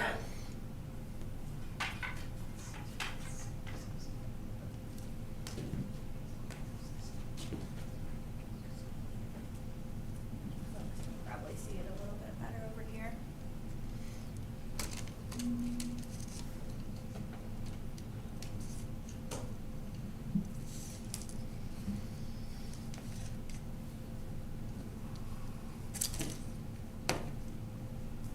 All right, I'm gonna start from the beginning, top to bottom, as I wrote my notes, but please let me know if I've missed anything or if there's anything you'd like to address in further detail.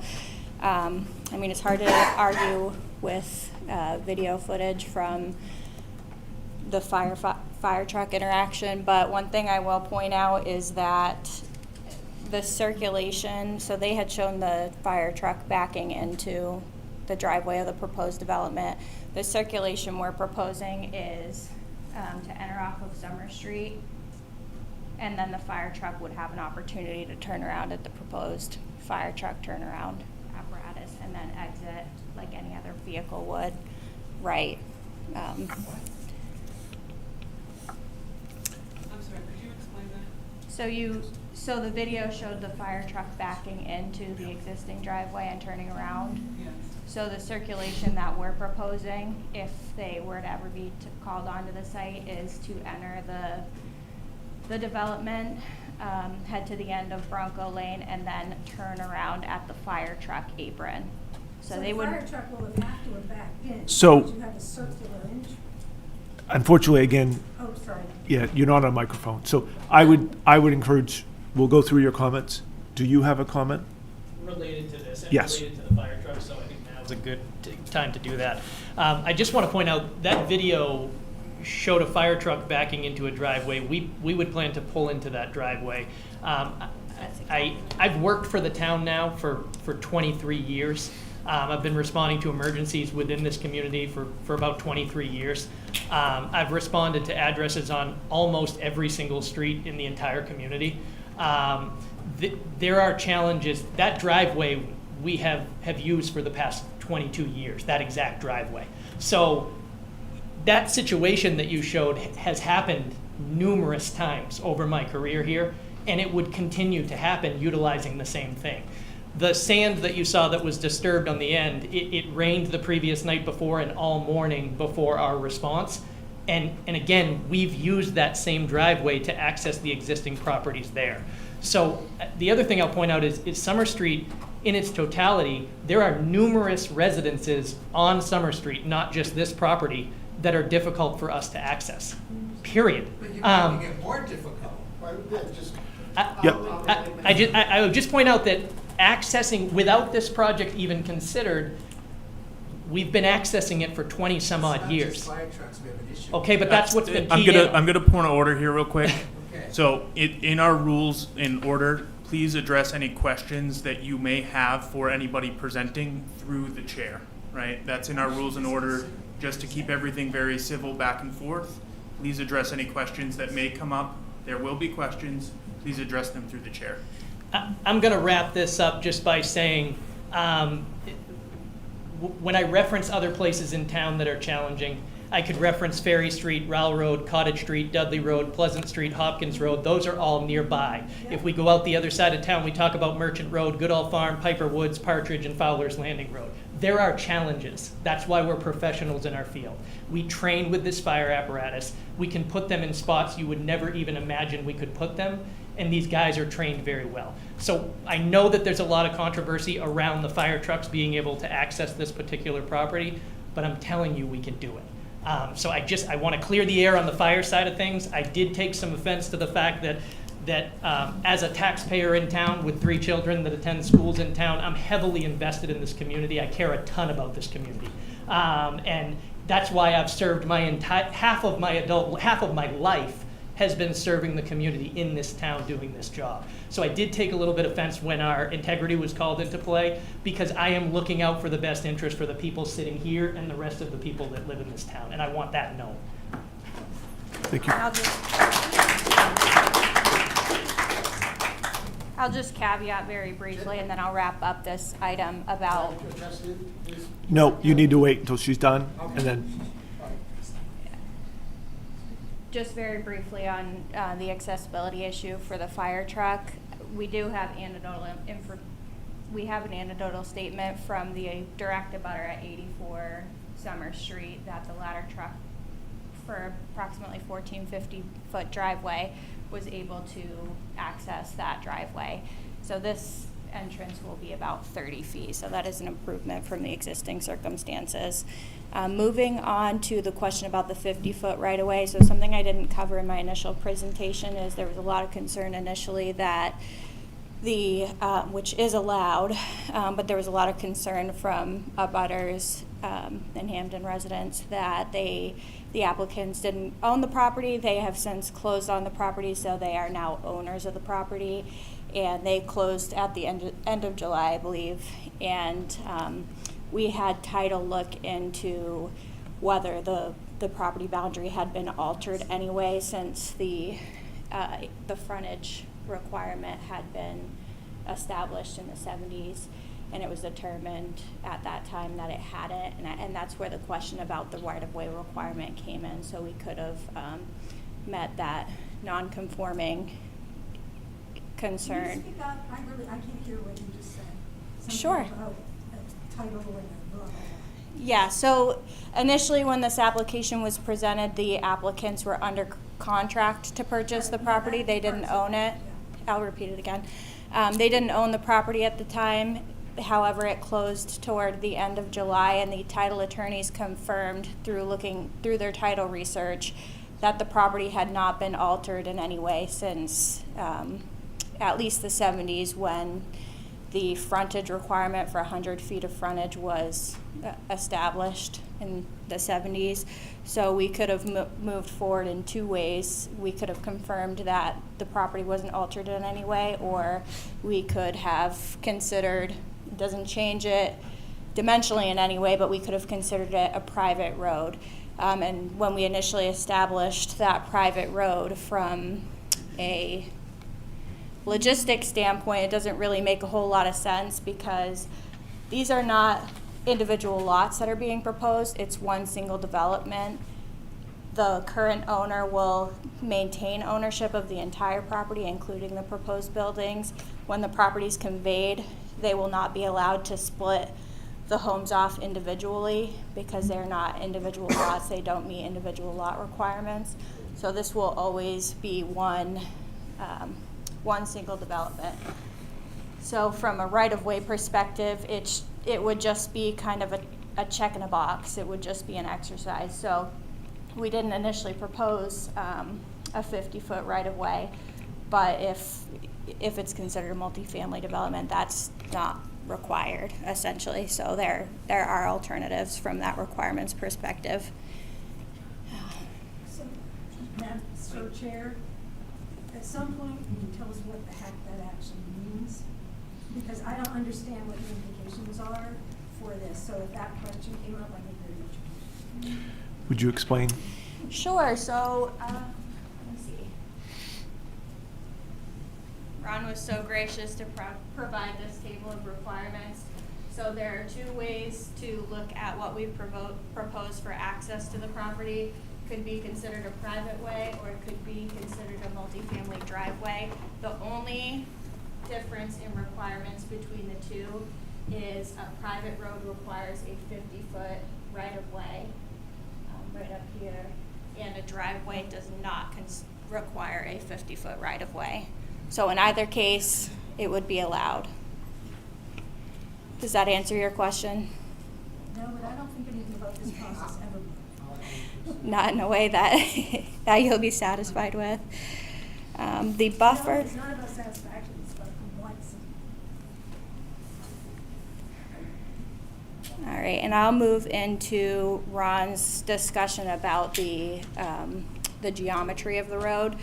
So the ordinance does say that a new intersecting road or driveway should preferably be perpendicular to an intersecting road, but it does go on to say that it can be anywhere between 60 and 90 degrees. So I'm going to reference this angle. He referred to it as a 105-degree angle, but I'm going to reference it as an acute angle because that's the way I've been studying it. So this proposed intersection angle is 79 degrees.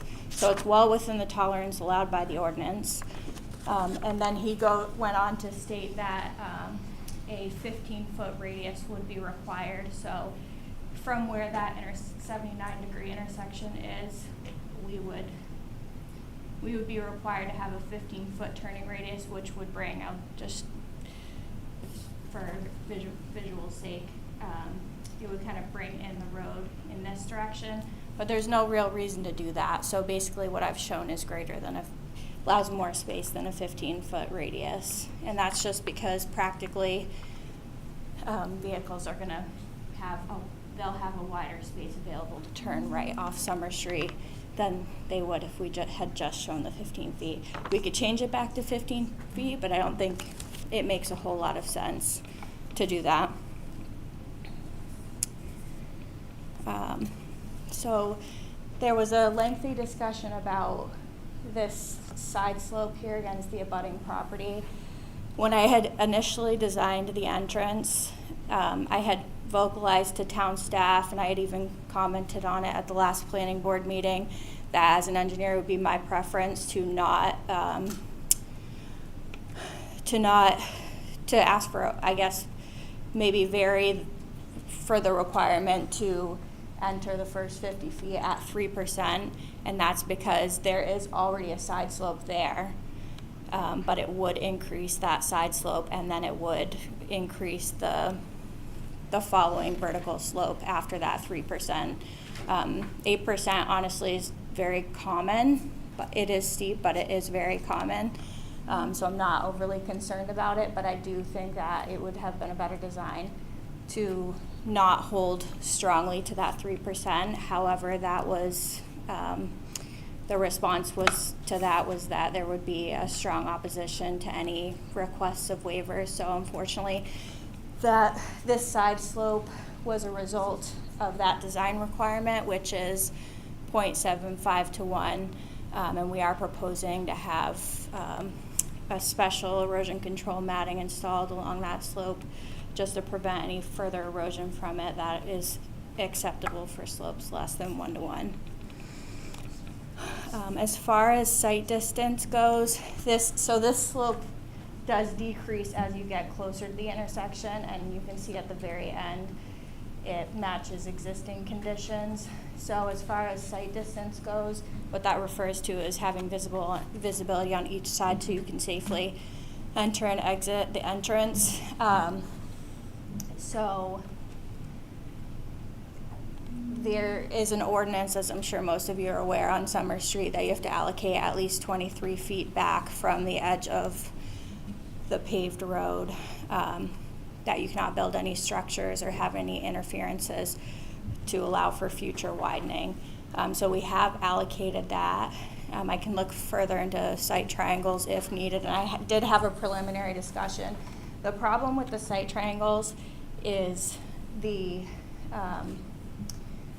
references that 30-foot number, but DOT, like if you're looking at it from DOT standards, the position of that triangle is usually identified. It's usually identified as if you're looking at it from a person approaching from either direction, a certain distance from the center line at a certain elevation, and the ordinance doesn't really address that, so I would need further discussions with the town engineer just to understand exactly what they're looking for, but I believe that the 23-foot offset would cover that area.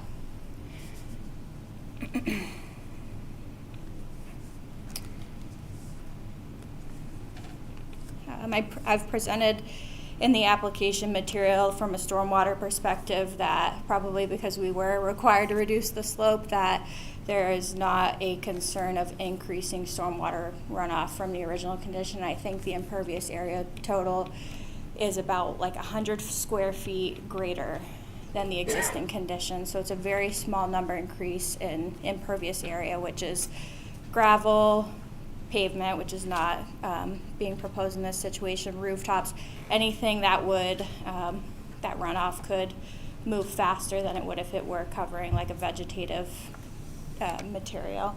So I think that's the reasoning you'll see in the stormwater analysis that it's essentially the same. Traffic was discussed, so there's a large concern, understandably, of traffic, and I'll just remind that we looked at it from two perspectives. The more conservative approach was considered, which was looking at it as though vehicles accessing the development were for single-family homes, which is not really the case here because they're just one-bedroom houses. And even in that scenario, an estimate of 5 vehicle trips in a peak hour, so the highest you'll see was the resulting estimate from that review.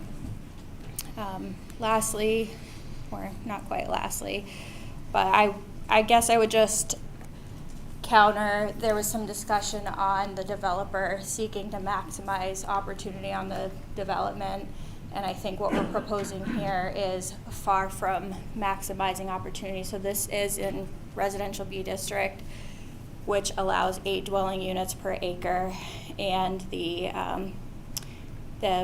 property is just over 3.6 acres.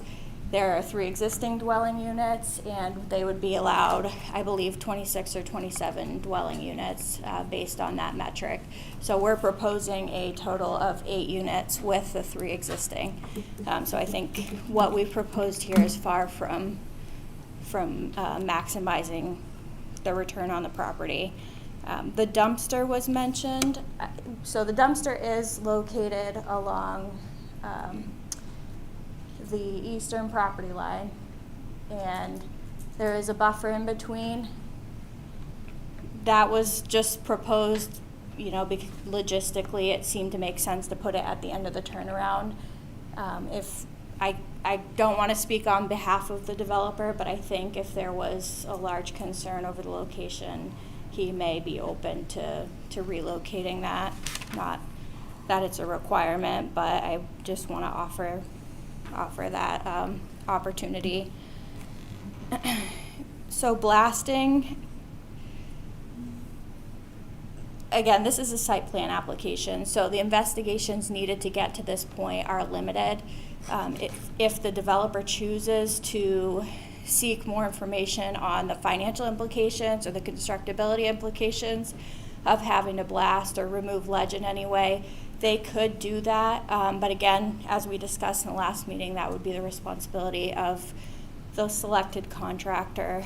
And if they could hammer out ledge or they could blast, and if blasting is the selected method of ledge removal, they would be required to do a pre-blast survey, just as one of the abutters had indicated.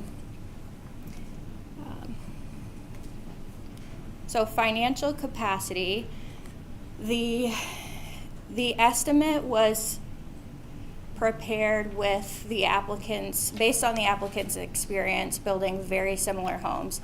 He's built similar homes. The contractors that he partners with have built very similar homes in different locations. He also has experience installing utilities himself. So I believe that number is well-founded. However, if you would like more detail or information on the origin of that number, we'd be happy to provide more detail. And then on that same token, technical capacity, it wasn't specifically required of the application, but I feel very confident that the applicant would have no issue providing evidence that he has technical capacity to complete the project. In terms of the comprehensive plan and how the applicant could move in a direction that would satisfy, I guess I would just make, that's a very subjective requirement to say this project as a whole does not meet the comprehensive plan. So I would say if there are any suggestions on how we could move closer to that concern, we would certainly be open to hearing them. And that, is there anything that you heard this evening that you would like more detail or more thorough response? I guess I just want to get it clear. So with the new information, so consider a right-of-way, a driveway? Please speak up, Dave, please. I got it all We've been taking notes. Trouble with that thing tonight. We've been taking notes, so we'll kind of just go through. Well, no, so I just want to know, so we can get into that at some point, but I want to know, so say it's considered a driveway, correct? It's considered multifamily parking driveway. Yes. Okay. So when we look at the driveway rules up here on his sheet, doesn't that change a lot of that requirements as far as blasting ledge or any of that? Well, there's actually no requirements on blasting ledge or ledge Right. Well, but I mean, removal. if it's a driveway, they won't have to blast anyway, will they? Well, they would, yeah, the concern is for the utility installation. Okay, so it's How are not they? the road. Not necessarily. I mean, there are things you could do for the road to minimize ledge removal. But the gravel is much shallower than the utilities will be, so I think that's the main concern. Regardless, there's no like purview in this application to have any major concern. The only requirement that would be different between the public road versus the driveway is the 50-foot right-of-way. All other requirements remain the same, so it would be an 18-foot two-way travel lane with 2-foot gravel shoulders. The gravel thicknesses are the same. The slope requirements are the same. The distance in between horizontal curves is the same. So nothing else would change. Could we have your comments? Yeah, I just wanted to David's point there. The multifamily driveway standards are the same as the private road standards, except for the need for a right-of-way. When we designed those after the project a year or so ago, a couple of years ago, when we designed those new private driveway, multifamily driveway standards, the town engineers essentially suggested that it didn't need to have a right-of-way, but all the other stuff should be the same, mainly for being able to get fire trucks to be able to get up there, so they had compacted gravel and all that other stuff, and it wasn't just a bush hog and tamp down a driveway for these multifamily developments.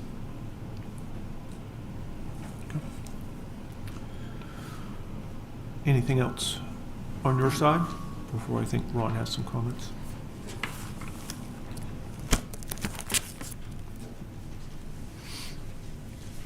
Got a lot rolling around in my head here, but I need to ask first off, so do I need a 3-minute response, or can I respond to individual comments? How does that work? So there has to be several people in the audience who can raise their hands. Am I correct? That haven't spoken. Just state your name. I guess, so I'm not offering new information, I'm responding to comments, so I presume Amy or Miles or the developer, they're not held to a 3-minute comment, but I need So to. this is the public commentary part. So Okay. usually you wouldn't have a chance to come back up, but I'd like to hear what you have to say. Okay, So fine, let's get started then. Was there anybody else? Mike Jellison, 13 Summer Street. Mike Jellison, all right, stand by. Few more. Okay, do you need more, Ron? I don't know. I don't know how many We're he's up got. to- We're up to 6 minutes so far. All right, well, let's go 6 minutes and we'll go from there. All right. Ready? Go. I completely agree with everything Jason says, everything. The driveway across the street from this development has probably got a 15% grade and goes downhill. There are tight driveways, there are tight roads, there's tight everything in this town. I get it. These are not things that we've permitted to have through this board. These are things that have existed for 100 years or were done individually, did not come before a subdivision plan. So here we are permitting something that violates the same kind of standard on the basis that, well, we do it elsewhere. That doesn't make sense. Everything else he said, I completely agree with. Next. Justine's comment about it, the lot predates 1971, so it doesn't need the frontage. This is the whole project that we're reviewing here. If this is not the case, then we need to take all this stuff, throw it away, and start from scratch, including with a new application with new application fees. The whole purpose for putting this private road, which they said over and over again was a private road, is because they needed to create this artificial frontage in there to put these units. If you're going to go back and say, well, this lot doesn't need frontage, then I'll go back to saying, well, then it's a non-conforming lot with 80 feet of frontage where you need 100. So let's all of a sudden, you know, one of the criteria you judge us by is, are the actions taken here today making the lot more non-conforming or less non-conforming? If you go back to that, I would say you're making it less non-conforming because you have 80 feet of frontage in a 100-foot zone, and instead of 3 units on it, you're going to put 8, so more non-conforming. Justine was right. The ordinance does say you can vary all the way to a gore of 60% or 60 degrees from 90, but it also says as close as possible to 90 degrees. They couldn't make this road 90 degrees where it meets Summer Street. They've chosen to make it something different. Why? Because to make it at 90 degrees, they have to demonstrate that they violated other aspects of the ordinance, specifically the tangent length between reverse curves or the radius of the curve. So they've chosen to meet certain aspects of the ordinance at the expense of other aspects of the ordinance. So the fact that it's 105 degrees as opposed to 90 degrees, that's something of their own choosing. Justine says their preference was not to make their ledge cut, but to keep the road going up as it existing, it does go up. So their intent was to violate the ordinance in terms of road, because guess what? That's more than 3% grade there. The reason they had to make the cut is to meet the ordinance requirement. So their preference is not to cut. Now, one of the things they could do, I suppose, is come back and request a variance from the 3%. Time and time and time again, and I've asked last meeting, and they've said in their application, they are not seeking variances. If they are now seeking a variance to do something that doesn't meet the ordinance, then guess what? We're back to square one again here, and we got to continue it to another meeting. Justine says that the vertical cliff falls away. I would point out that within 20 feet, they're showing at least 4 lines here. 1, 2, 3, 4 on this piece. These are 1-foot contour intervals. So by their own drawing, they have a 4-foot cliff right here. Stormwater. She's right. We don't have much more impermeable area, and we don't have more geographic area, but what we do have here, which I don't think they've accounted for, is a much steeper area. We've gone from 3% or 3 or 4% to a 3%, 8% slope. When you have greater slope, you're going to have faster runoff. I don't know if we'll have more gallons of runoff, but we'll certainly have more velocity of runoff. More velocity is going to result in more erosion on that road. It's going to result in more debris washed out into Summer Street, coming down Summer Street, into John and Lee's house directly across the street from this road, down Summer Street into my driveway, diagonally across. So yes, I think stormwater evaluation needs to consider the fact that you've now put in an impermeable surface, i.e. the road surface, that's at 8% grade for 90 feet, draining water towards Summer Street. Traffic, I don't really have anything to say about traffic. Justine mentions that there's 3.5 acres that could put 68 houses in here or whatever. I'll point out that the vast majority of this is wetlands and a stream, okay? I guess they could go vertical, but we have a height limitation. Dumpster relocated.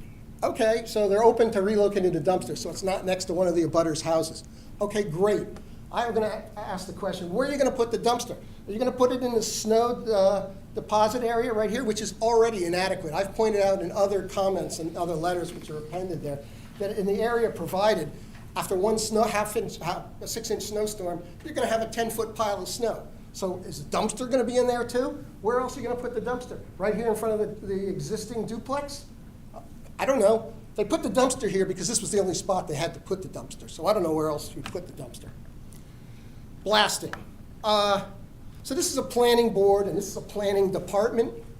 You know, I think part of your mission should be it has to meet the ordinance, but it has to be constructible to the ordinance too. We can't just say, okay, this cartoon that's shown here meets the ordinance, so go ahead and build it, and then leave it on everybody else to say, well, they didn't make the slope right, or the road is wrong. I think when it comes to issues of blasting, you have to scratch your head and ask yourself, is what's being proposed here possible? Because if it's not possible, or if it's likely to result in damage, then it shouldn't be approved at the start. I'll also address something Lee said. She's worried about her house and blasting, and blasting damage to the house. I'll point out, directly across here is their house, and there's a steep hill here directly across. If the contractor blasts ledge here, it's going to split this ledge. We're going to have additional fissures in here. We already have utilities, water and sewer going down here. It's going to open that up more. We're going to have more water seeping down in here, going out here, and coming out on the steep bank directly across. If they park their cars there because it's a terrace, what's going to happen is that's going to turn to mush, and it's going to come out of there because groundwater is going to come out of there from blasting it. So blasting is more than just cracks in a house on day 2. It's how's the ledge left. Financial capacity, I would point to the developer's existing development on Kennebec Road. Go out there and look at it if you haven't already. I can't believe that this board would have approved that project with a driveway that's in the present condition that it's in. It looks like just a mud hole, like a woods road or something at this point. So, yeah, I don't know if they have the financial capacity or the technical capacity to meet the requirements. Comp plan. Yes, it's subjective. And we raised it and we're shot down and said the comp plan doesn't apply here. It's aspirational. We can't enforce it. The reason we raised the comp plan again in front of this body is because in Amy's letter, she says it meets the comprehensive plan. They're holding the comprehensive plan up as validating this project. How come we can't hold the comprehensive plan up as not validating the project, and yet now all of a sudden it's being turned around and the comp plan is perfectly allowable to hold up to justify this project? Doesn't make sense. Dave's comment, I strongly disagreed with, or I didn't disagree with it, but I was taking issue with it, but then it was corrected by Miles. Absolutely right. Multifamily driveway, private road. Virtually identical in terms of the requirement, except for one thing. 50 foot for the right-of-way, for the private road. No right-of-way requirement for the driveway. However, elsewhere in the ordinance, and I don't have the citation, but we can look it up, there's a 10-foot sideline setback. So let's do the math. Everything else is the same. You need a 10-foot sideline setback for multifamily driveway. You then need a 2-foot shoulder, that's 12 feet. You then need an 18-foot road, that's 30 feet. You then need a 2-foot shoulder, that's 32 feet.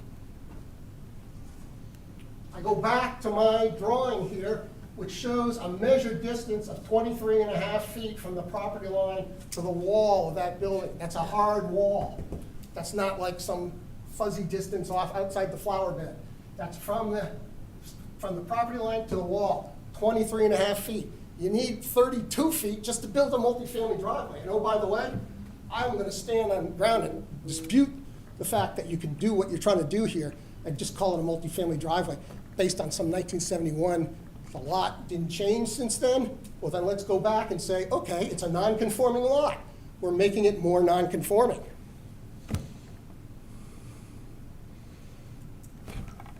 I'm done.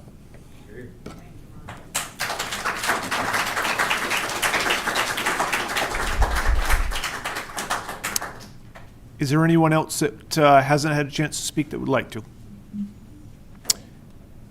If not, I'm going to close the public hearing. Staff, any other comments?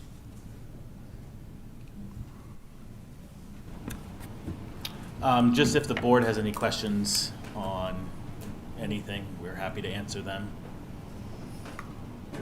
I've got a few questions that I've tried to keep track of, so bear with me as I'm flipping through everything.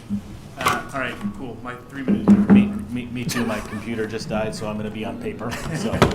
Before you start that, does anybody on the board need a break?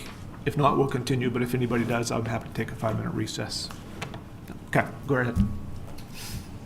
So one of my initial questions was if this was being proposed as a private drive, as it was initially being proposed during the preliminary round, or if it was now a multifamily private drive, and just to confirm, it is now a multifamily private drive. Is that correct?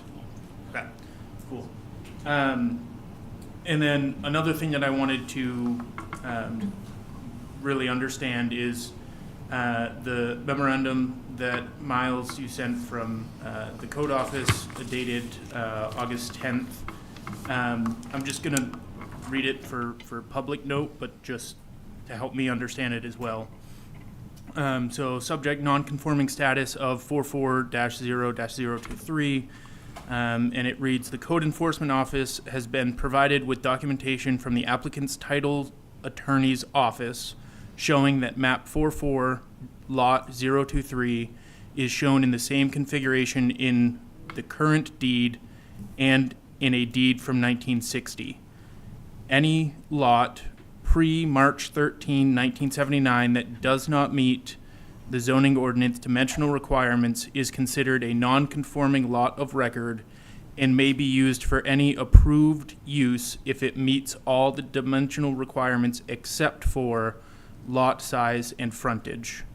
Therefore, 44-0-023 can be used for multifamily development use, residential use B3, with planning board approval without the need to reconfigure the lot to achieve the current required 100 feet of road frontage for that use. So, first question, has this been reviewed by town legal staff? No. Doesn't need to. Okay, so this was a legal letter from the applicant's title. It was a copy of the deeds. Yep. But what you received, Miles, was a letter from the title attorney. Correct. Okay. And the request in that letter is, if I'm interpreting this right, is that they're saying that because the lot has not changed since the ordinance was written, it does the 100-foot road frontage for the multifamily use does not apply. Is that accurate? Correct. Okay.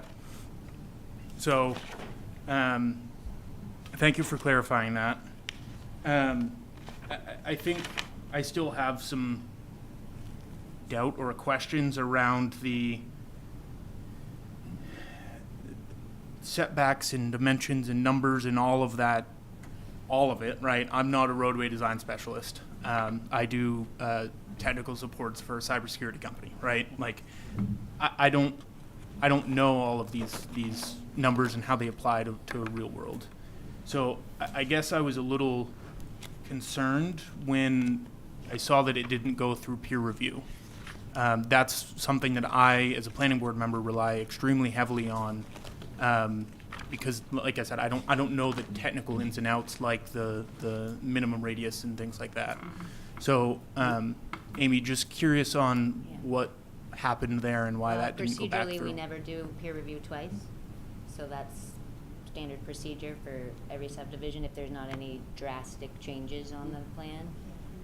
So staff reviewed the changes, some of which the applicability of Ron's comments aren't accurate, so that's why we didn't review his, I mean, when his comment came in on August 8th, I did review them with legal and with staff as well, so.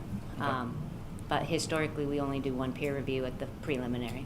Okay, yeah, and that does ring true with what I've experienced. I'm just thinking back through that.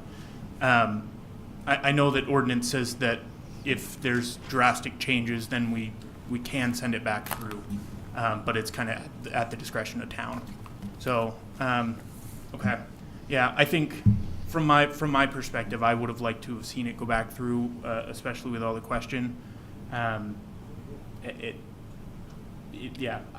Do you want us to speak to his concerns? Because we're happy to. I think we should definitely talk through those for sure. I'd also be curious to see if the developer's interested in, you know, pushing back the approval window to send it back through peer review. You know, it's for public understanding. The way that this works is we had our public hearing, we opened it, we closed it. The process is we as a planning board have to act within 30 days of the end of that public hearing, or else it defaults as an approval. So under certain conditions, like in something like this, where, you know, I myself, you know, I'm just a planning board member, but I leverage that data, I leverage that information.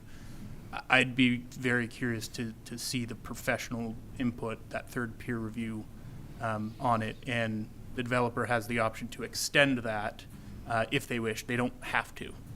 So I think that's where I'm at with it. There's a lot of numbers flying around, but with that said, unless anybody else has any more questions, I'd love to hear your input or talk through the concerns that were there.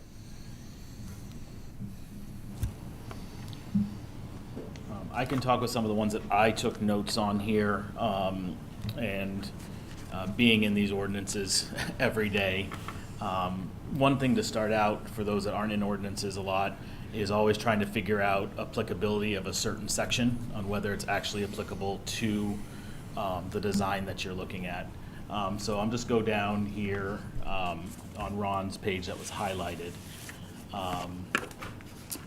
Number 2, because we've already talked about number 1. Number 2, the subdivision ordinance 2.1.3.5.7.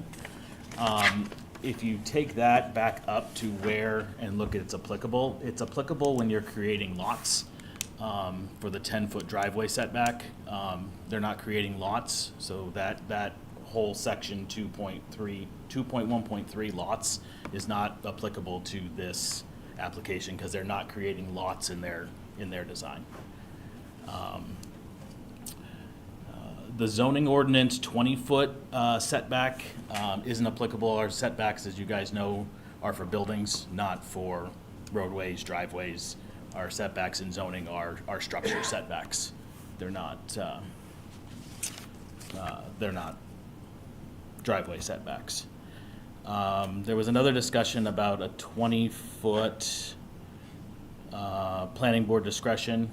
I'm trying to find the reference to where that was.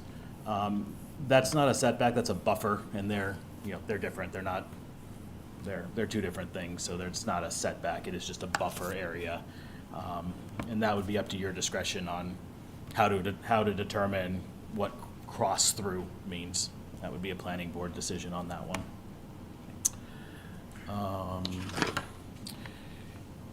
2.3.71.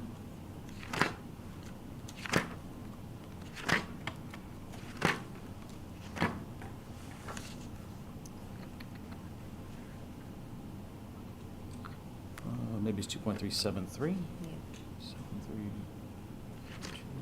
That's not the right one either. Hold on. 2.371, number 5. Again, talking about street intersections, must be as close as 90 degrees as possible. Again, moving up the thing, that's only when streets are being proposed. And again, this is a multifamily driveway. It's not a street lane, any of that. So again, not applicable in that whole piece Just either. a quick clarification.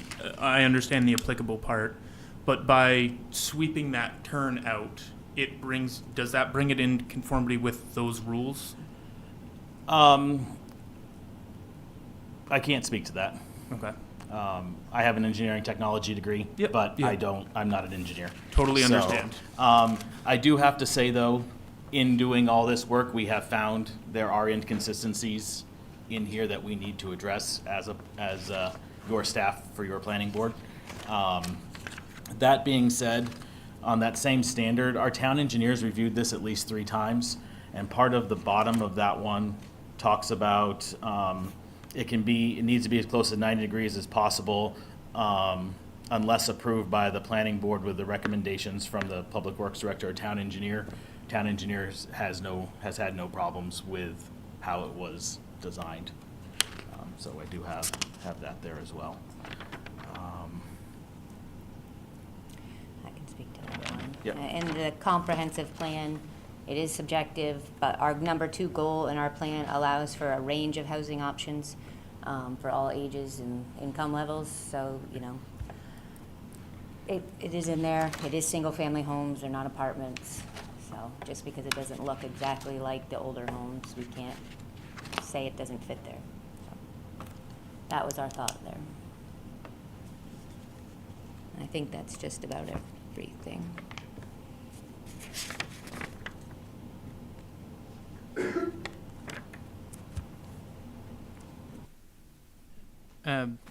One question for Ron. You had mentioned an additional 10-foot setback that you had seen somewhere in the ordinance on the road. Were you able to look at that and find that? Because I want to address that. That was the lot applicability. Miles mentioned that. Yep. It's right here, and let me point it out to you, and then show you what he was saying. 2.1.3.5 under the layout, it says driveways minimum of 10-foot setback. Now, he says that doesn't apply because it actually falls under lots, to which we would say this whole project has been about creating a new lot by putting this road in some kind of way, whether it's a multi-family driveway or private, by putting a road in and creating a lot that is now no longer 80 feet of frontage, but a C-shaped lot that allows us to build buildings along. So we are creating a lot. We may not be subdividing and selling those lots, but we are creating a new lot. That was the whole premise of this project, was to create a new lot. And just to clarify, I want to make sure that I understand this with the town staff, is there is no boundary change proposed, correct? No, that was the original proposal because we did not have the deed trail back at the preliminary. The original proposal was, as Ron said, to make that C-shaped lot to get road frontage in order to do what they are proposing to do. With this now deed title search that shows it's a non-conforming lot of record, that is no longer the case. They don't have to create that to get the road frontage. They can lawfully use the lot for any use that's approved by the planning board permitted with the road frontage they have. They don't have to create new road frontage to be allowed to do that. Okay, yeah, understood, and I followed that. It was, in the initial proposal, it was a private road that they were building that was modifying the lot. They were modifying it to get that road frontage. But when they reverted back to a multifamily development, private drive, or I can't remember the exact terminology of it, that's no longer changing that lot in nature. It is the same lot, just with a different driveway going through it. Yeah, so they're not deeding the road, so the lot configuration does not change. And keep in mind, as we said, multifamily standards are the same as private road standards, except for the right-of-way, so nothing has really changed as far as how they're gonna build it, if that makes sense. They need the same width, they need the same minimum or maximum slope, all that stays the same. Yeah, heard. The roadway design standards still apply, because we specifically define that, and that goes back a couple of years when we didn't have a definition for that, and that was a whole nother can of worms. Right. So, okay. So the one that you had found, again, I don't remember the exact number, but the 213 Yeah, it's highlighted there in something, orange. it's On the next page, I'm sorry. Yeah. 213, 5, 6, and 7 is not applicable because it's not changing lots. Not applicable? Because the lot is not changing. There's no proposed change in lot. Okay. So, would you say that adding 5 additional units to a lot that has 3, a non-conforming lot that has 3 units, and you're adding 5, does that make it more non-conforming? It's within the allowed use of the lot. It's a non-conforming lot of record. It's not currently a non-conforming site development. If it was a non-conforming site development, then we would be talking about something different. But it's a conforming site because multifamily development is already the current use on the site. So it's a conforming site development. It's just a non-conforming lot. Understood. Okay. Thank you. And I'd like to Ron? address one other comment that Miles made about how sideline setbacks, roads, So Miles made an incorrect statement. I A do- road is a structure. And it has to be Ron, I'd like to hear your question as a planning board member. Thank you.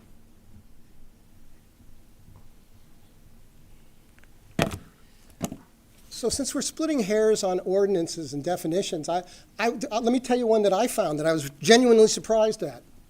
I didn't know that a road could not be, or had to be more than a sideline, or I should say, let me say, I didn't realize that a sideline setback applied to a roadway, but it does. A sideline setback applies to structures. Structures are a defined term in your ordinance. So if we go to structures, under the definition. So I do want to be real, This will be quick. Like, 'cause all of it- tight and I want to hear your question, right? What's the question? The question is, a roadway is a structure because it's constructed on the ground. So the sideline setback of a minimum of 20 feet applies to it, or 10 feet, if you want to say, if you want to call it a driveway. So what I'm saying is, no matter what, if we're building something new or expanding something, we need to honor the aspect of some kind of an offset from the property line, okay? Whether that's 10 feet because we call it a multifamily driveway now, whether that's 20 feet because it's a structure and it has the sideline setback. When I built my garage and my driveway on my property, I had to abide by the sideline setback for the driveway and the building. So let me just make sure that I understand your thought or question here. Your interpretation is that because a roadway is being constructed, that the construction constitutes needing to conform to the setbacks? Correct, that is correct. Okay. I was surprised. Heard on your interpretation. That's not my interpretation. I don't share that with you. Totally fine. That's something that we've never practiced. It would make a lot of our ordinances actually null and void if that was the case. Right. But I totally heard on your interpretation of that. Okay, So that's thank you. That's a definition that I read right in the ordinance, but, okay. Okay. It's not an interpretation, then, you have it defined in the ordinance. You can interpret that? Ron, can you what are you saying as a definition? I said it was in the subdivision ordinance, it's actually in the zoning ordinance. Under definitions.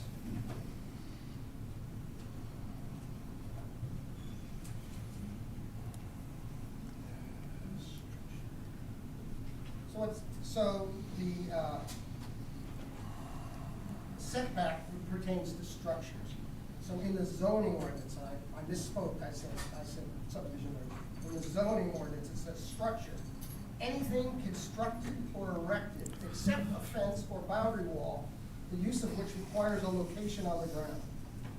That's a structure. A setback, the minimum horizontal distance from a lot line to the nearest part of a structure. That's the definition in your ordinance. There's setback requirements and the definition in your ordinance for structure. So under those two definitions, I would say a road is a constructed feature. We have to put gravel down, we have to blast maybe, we have to slope, we have to regrade. We're constructing it, it's a feature, it's a permanent feature, it's on the ground. Setbacks, it falls under the need for a sideline setback. In this case, the sideline setback that's being proposed is 18 inches. Heard. Thank you. Sorry, I'm very passionate about this because I've read this so many different ways. Understood. I've genuinely tried to take your position and the planner's position and the developer's position on all of these things to say, well, how does this work? That's what and I was surprised to read that. that's what she's asking. Understood. Thank you. Any other board members have questions for staff? Not really a question, but just a couple comments. The first one being, I'm glad the air conditioning works in here. Me too. It's great. Did you put it in? I don't do AC.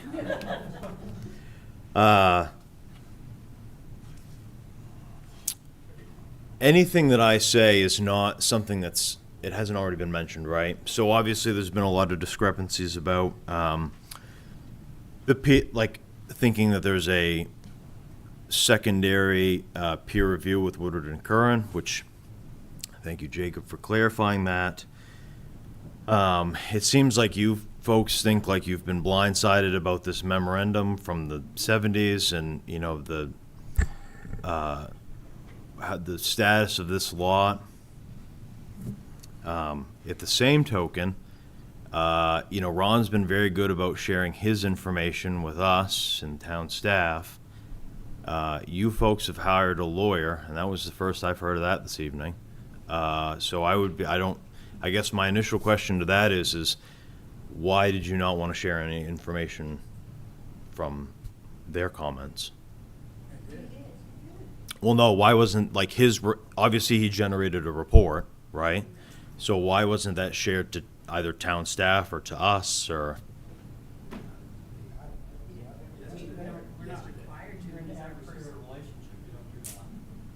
Okay.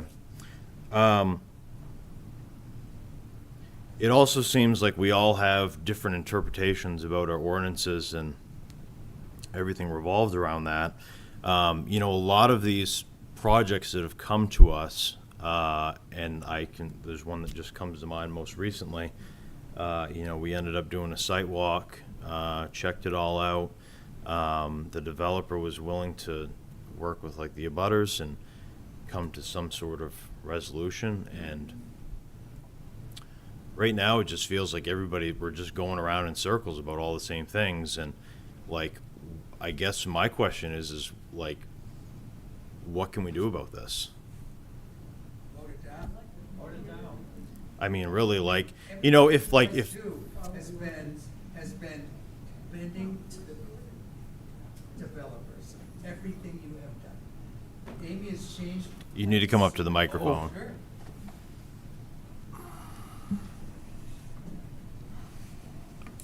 I mean, Ron has laid it out beautifully. I mean, I don't want to fight about this. This has taken over our whole summer. And I respect you folks, I really do. I know you have decisions to make, but this is not a good decision. And the fact is that we have presented so many things, so many ordinances, so many, we've responded to changes, we've done every single thing that you've requested. And then the planning boss over there, Amy, comes back with a totally different game every single time. It's happened 3 or 4 times. Now, why is it that we taxpayers don't have a say in this? Why do we have to be like altruistic about building houses literally behind our house?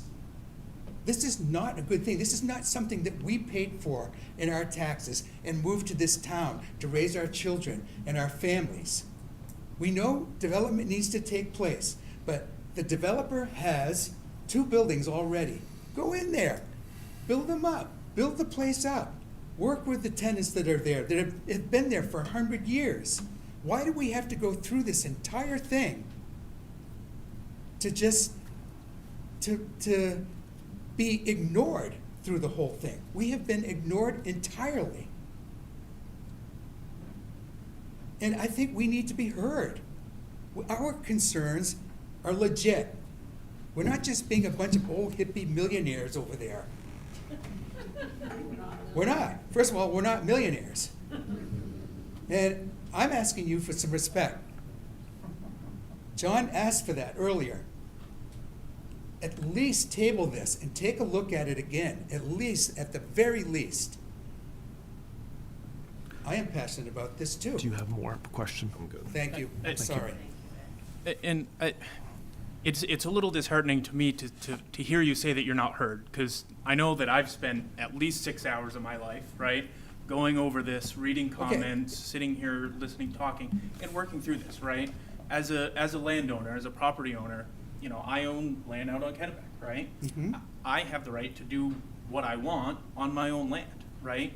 But there's ordinances in place, there's rules within the town that say, hey, these are the allowed things that we can do, because we're, you know, we don't want to put 100 units out on Kennebec Road where they can't get a fire apparatus for life safety, right? So that's why, you know, ordinances, that's why all these things exist, and there's these processes. And that's why we have public hearings, right? I understand To have this conversation and work through these. Totally. But at the end of the day, we are bound to our ordinances. We as residents, we as planning board members are bound to our ordinances. And I mentioned it in the initial review, right? If you don't like any ordinance that we have, I invite you to come out to one of our workshops. I invite you to join the planning board, right? So- We have a spot open. This is a voice that So you guys all have. Let me ask That's you, where I came from. if the developer was gonna build a skyscraper behind there, and he met all the ordinances, would you go for it? There's an ordinance against that. Okay, There's so- a so height the maximum. idea- Hang the on, idea please, is please that- let me talk, Okay, okay. There's a height maximum, and then beyond that height maximum, there's a certain setback that you have to be away from a lot line.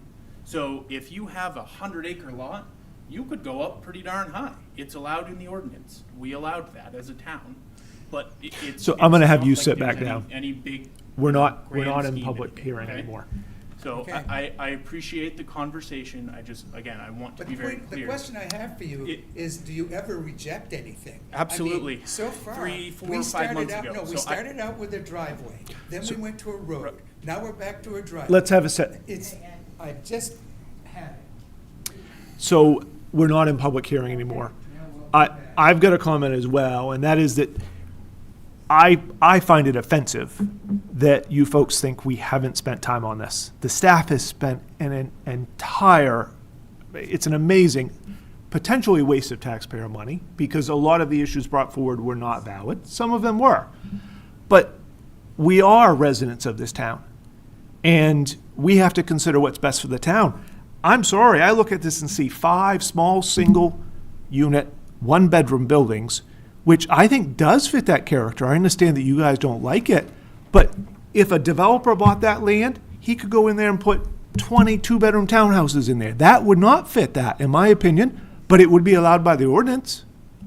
So for the town of Hamden to have 5 one-bedroom structures, I think is very good for the taxpayers, for the residents.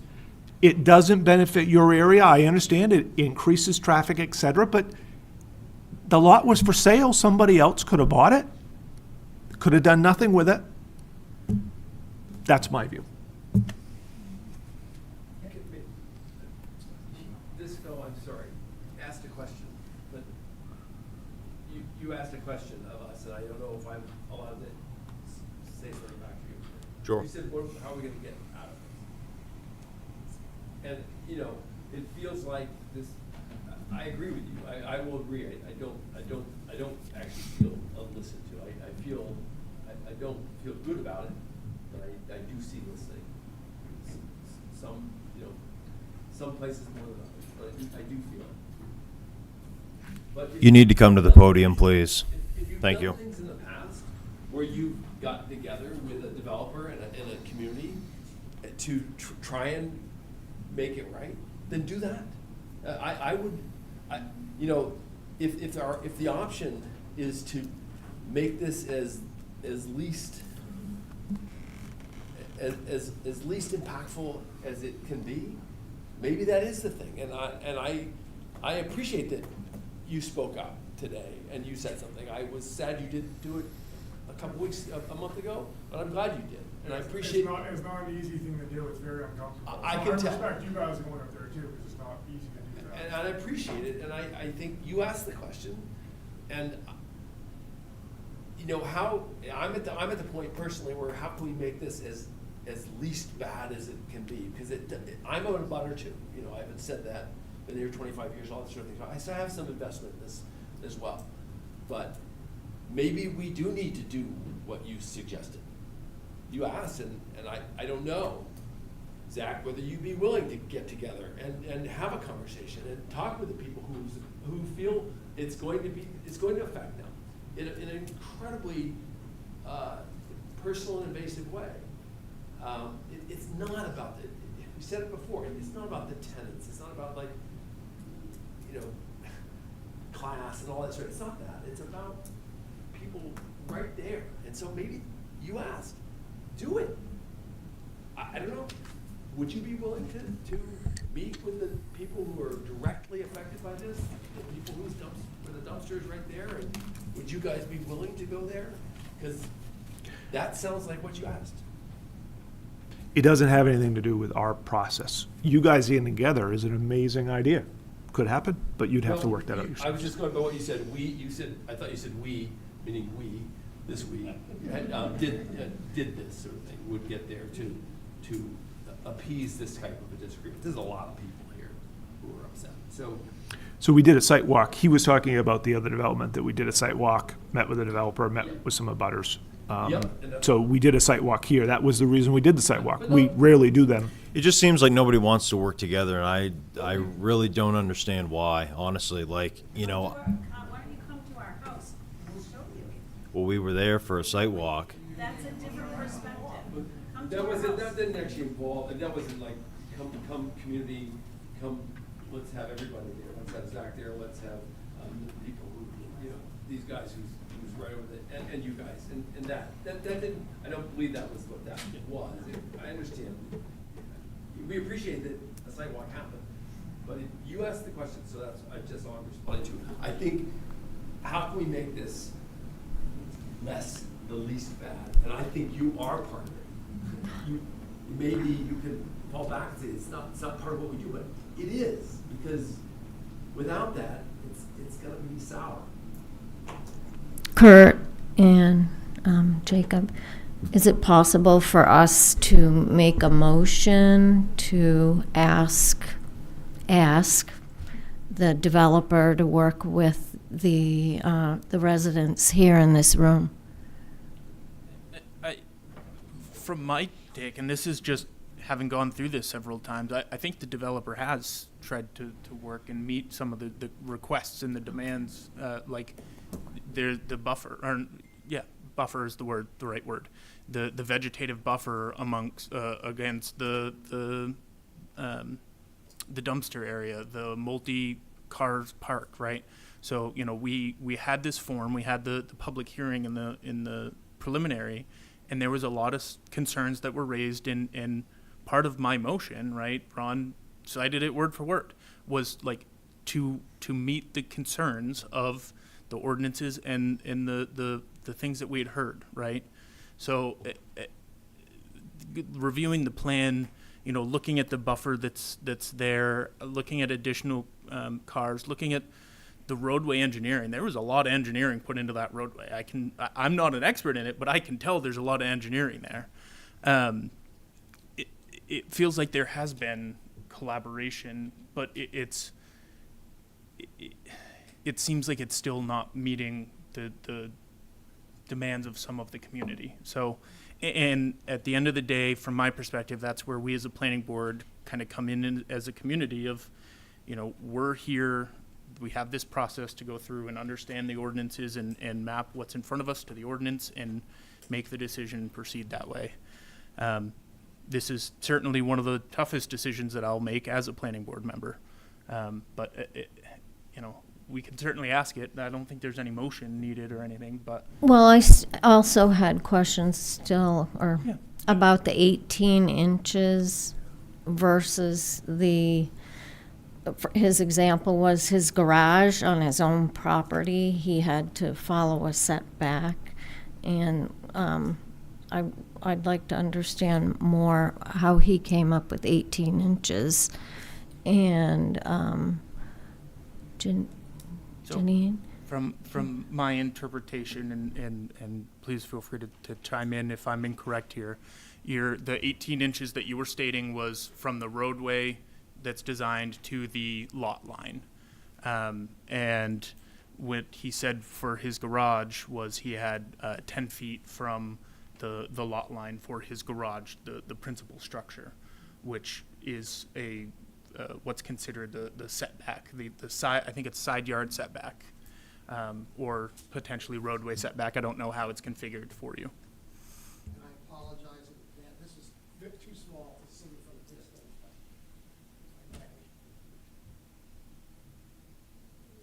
So under either interpretation, private road or multifamily driveway, you need 18 feet. So here's 18 feet. Then under either interpretation, multifamily driveway or private road, you need 2 feet of shoulder. Then you need a sideline or a side slope because you want water not to lay in this shoulder and create mud, or in this road and create mud and potholes. So you need a drainage way, and the maximum slope you can put in a drainage way like that is 3 on 1. So that's 3 feet horizontal for every 1 foot you drop. And then you got a back slope, and then you got a ledge cut here because there's ledge. Now, the applicant has talked about, yeah, if they can get a variance, maybe they won't do this. Maybe they'll just run the steep. Keep in mind, this road is coming out at you towards Summer Street, which is out here, and it's dropping. So what they've said is, well, we didn't really want to do this. This is what meets the ordinance in terms of slopes. We didn't really want to do this. We would rather do something different, which to me would mean to require a variance to get it, greater slope out to Summer Street. When you do this, you figure all these numbers here, so 0 is the property line, and you have these dimensions, and you have these dimensions. They have an existing house that's 23 feet 6 inches from here. So if you jam all this over this way, you're left, you have to get all this stuff in 18 inches, and it requires 4 3/4 feet. So to do this properly to a design between the property line and the edge of the shoulder would require 4.79 feet. Let's call it 4 feet 9 inches. And what they have is 18 inches, and that was based on their own, scaling off their own drawing. So 23, all of this is driven by the fact that you have a property line which is fixed, obviously, and you have an existing house that's fixed. So trying to put that in there. And I'm not an engineer or a mathematician. Neither am I. I once was, but no more. So I don't offer an engineering opinion. What I offer is an educated opinion based on 35 years of experience. So for clarification, they have 23.5 feet and they need 22 feet, and that leaves 18 inches, correct? Yes. Yes, that's a good way of.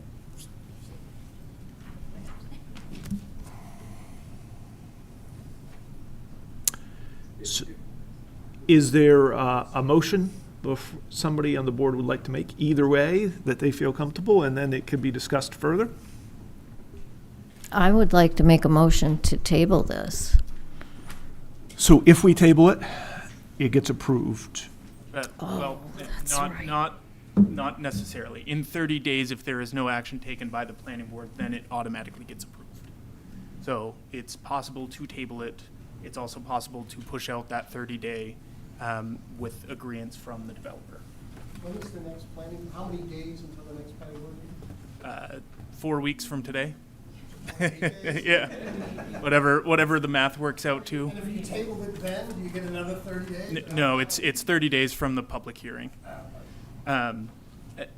So, first off, there was a motion made. Does anybody Yep. want to second it? Correct.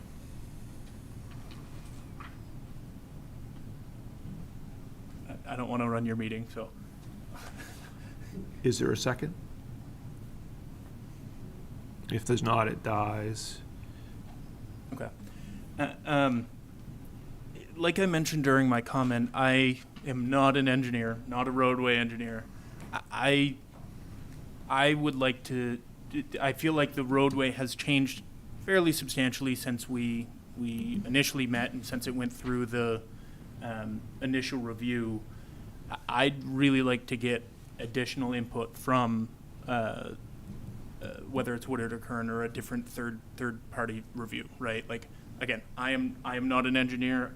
That's where my biggest doubt is with compliance to the ordinance. Are you making a motion? Not yet. So I guess I would ask the applicant if you would be willing to extend until our next planning board meeting to allow for time for this to go back through peer review.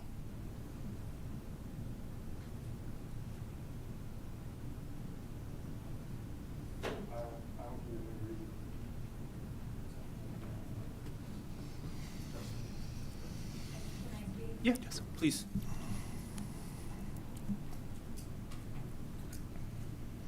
So I just want to clarify, because you stated that the road has changed drastically from the original submission.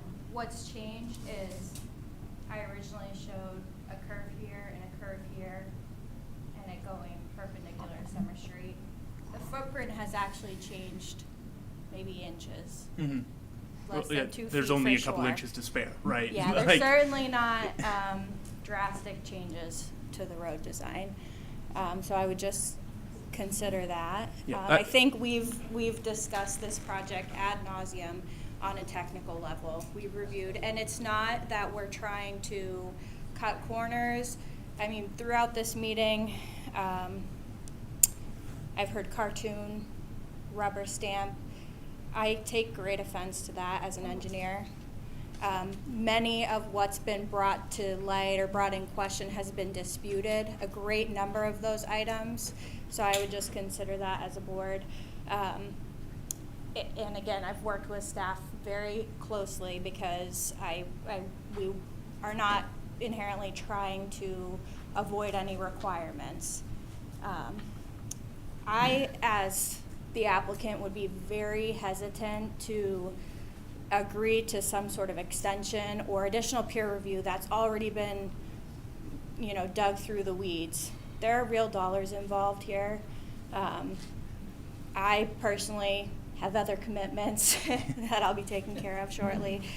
So I just want to say on behalf of the applicant, I don't want to speak for him, but if I was in his position, I'd be very hesitant to agree to an extension or agree to any additional review that's been extremely thoroughly covered.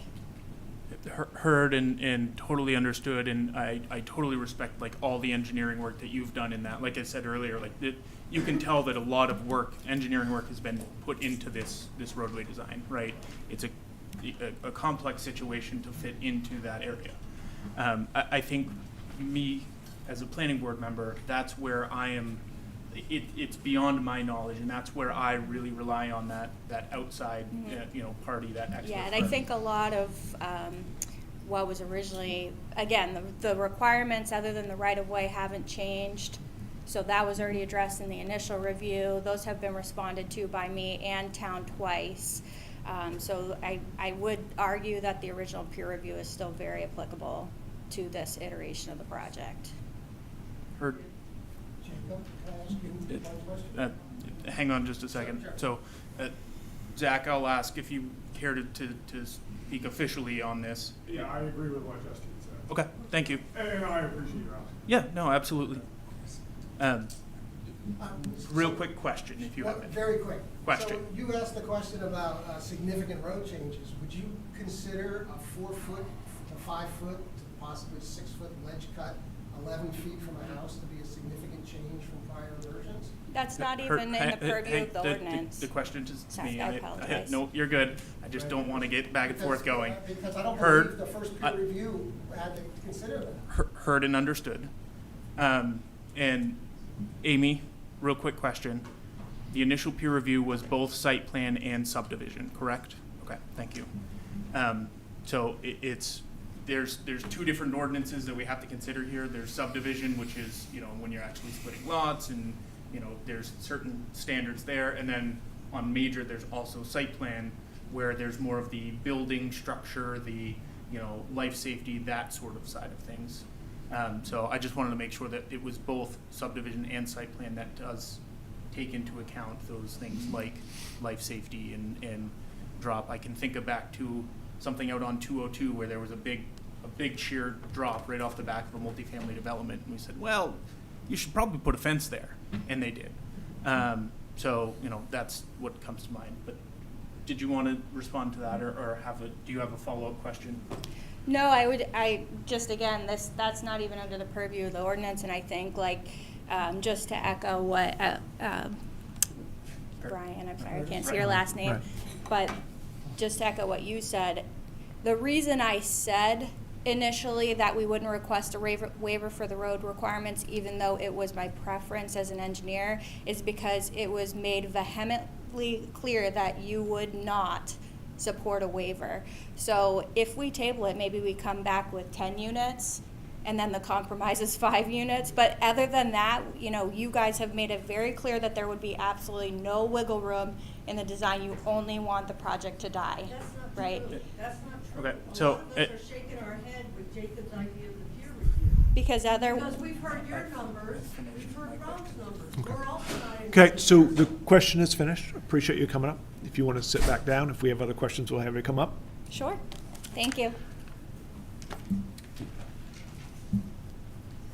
Amy and Miles, I just have, and not to put you guys on the spot, but obviously you have a lot of experience working with Woodard and Curran. You know, if this was to get kicked back over to them, what do you think they would say? I don't think we can speak to what they would say. We would probably ask the board to draft the exact questions you want answered by them. In my years working with Woodard and Curran, if they do a very thorough job, and if they don't mention something in their letter, it means they didn't find it. And as Amy can attest to, they find things that we sometimes are like, oh, that was in there too. You know, one sentence. Jacob's really good at doing that for us as well. But one sentence in a 100 and something page document. If that is the way of the board, I think we would ask that the board draft the questions that they want answered. And then I don't know what their timeline will be. Normally we give them the 44-day deadline is based on Woodard and Curran's deadline from us sending them stuff to when they guarantee they can have something back.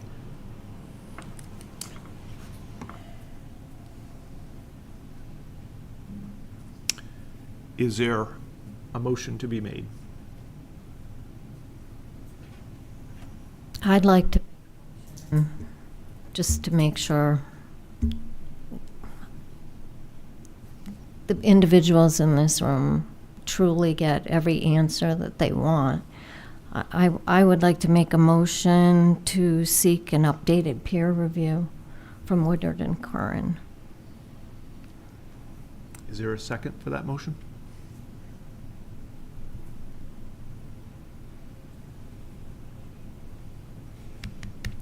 Seeing not, is there another motion that somebody would like to make? Well, I guess I'll get her going then. Somebody has to Based do on it. these findings, the Hampton Planning Board votes to approve the major site plan, final subdivision plan for construction of a multifamily development at 8082 Summer Street, map lot 44-0-023. And the reason is the staff has been through it, we have an engineer that's been through it, it's been reviewed, and at some point I have to take the word of people that are trained in that field. I agree with a lot of you. Do I want it in my backyard? No, but I've had the same problem. I had to buy the land, or somebody would have built my backyard. Everybody has to deal with it today, I'm sorry. People are going and building everywhere they can find a spot. We're all in the same boat. There was a motion. Is there a second? Second. Seeing the second, is there more commentary or questions?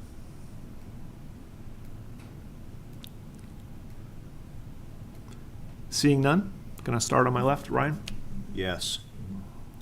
No. Yes. No. Chair votes yes. This passes. Gonna move on to town planner report. I will be on vacation next week, so we will not have the workshop, but September I would like to start the workshops again to go over the new state mandates and whatnot. Thank you. Thank you. Can I just ask that you reach out to me with a couple of weeks to coordinate the agenda? Can you just reach out a couple weeks ahead of time to coordinate the agenda?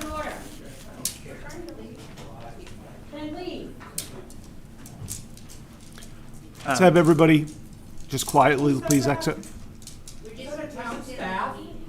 We're trying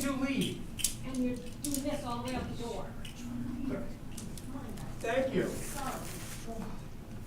is why we're upset, the way we're treated. This is why we're upset.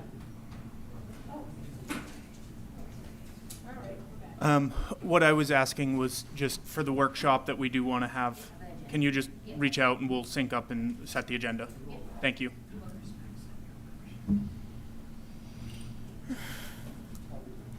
I got nothing for you guys. I got nothing. Other than to say, as a preface, as coming up, Amy and I have spoken, we are going to have amendments to zoning and subdivision. Because as you guys know, our ordinance is a mess. It needs a complete rewrite, but we do not have the staff ability to do that anytime soon. So we keep finding, a missed word here or there that changes a lot of things. And I think in the past, we've decided as we find them, we address them. Yep. In the comprehensive plan, there was not very much interest in that at the time. I was a part of that, and it was extremely difficult to get anybody in the town to participate in the comprehensive plan. I think that is a general statement that a lot of times people are not very interested in helping out until it affects them. Sorry, I wasn't sure the meeting was over. We were never at the meeting, and then you said stop, and then you had to call the meeting closed or something. So I just don't want to be disrespectful. Thank you. Thank you. I don't want to do it in a mean way. Totally fine. Thank you very much. Thank you. Have a wonderful night.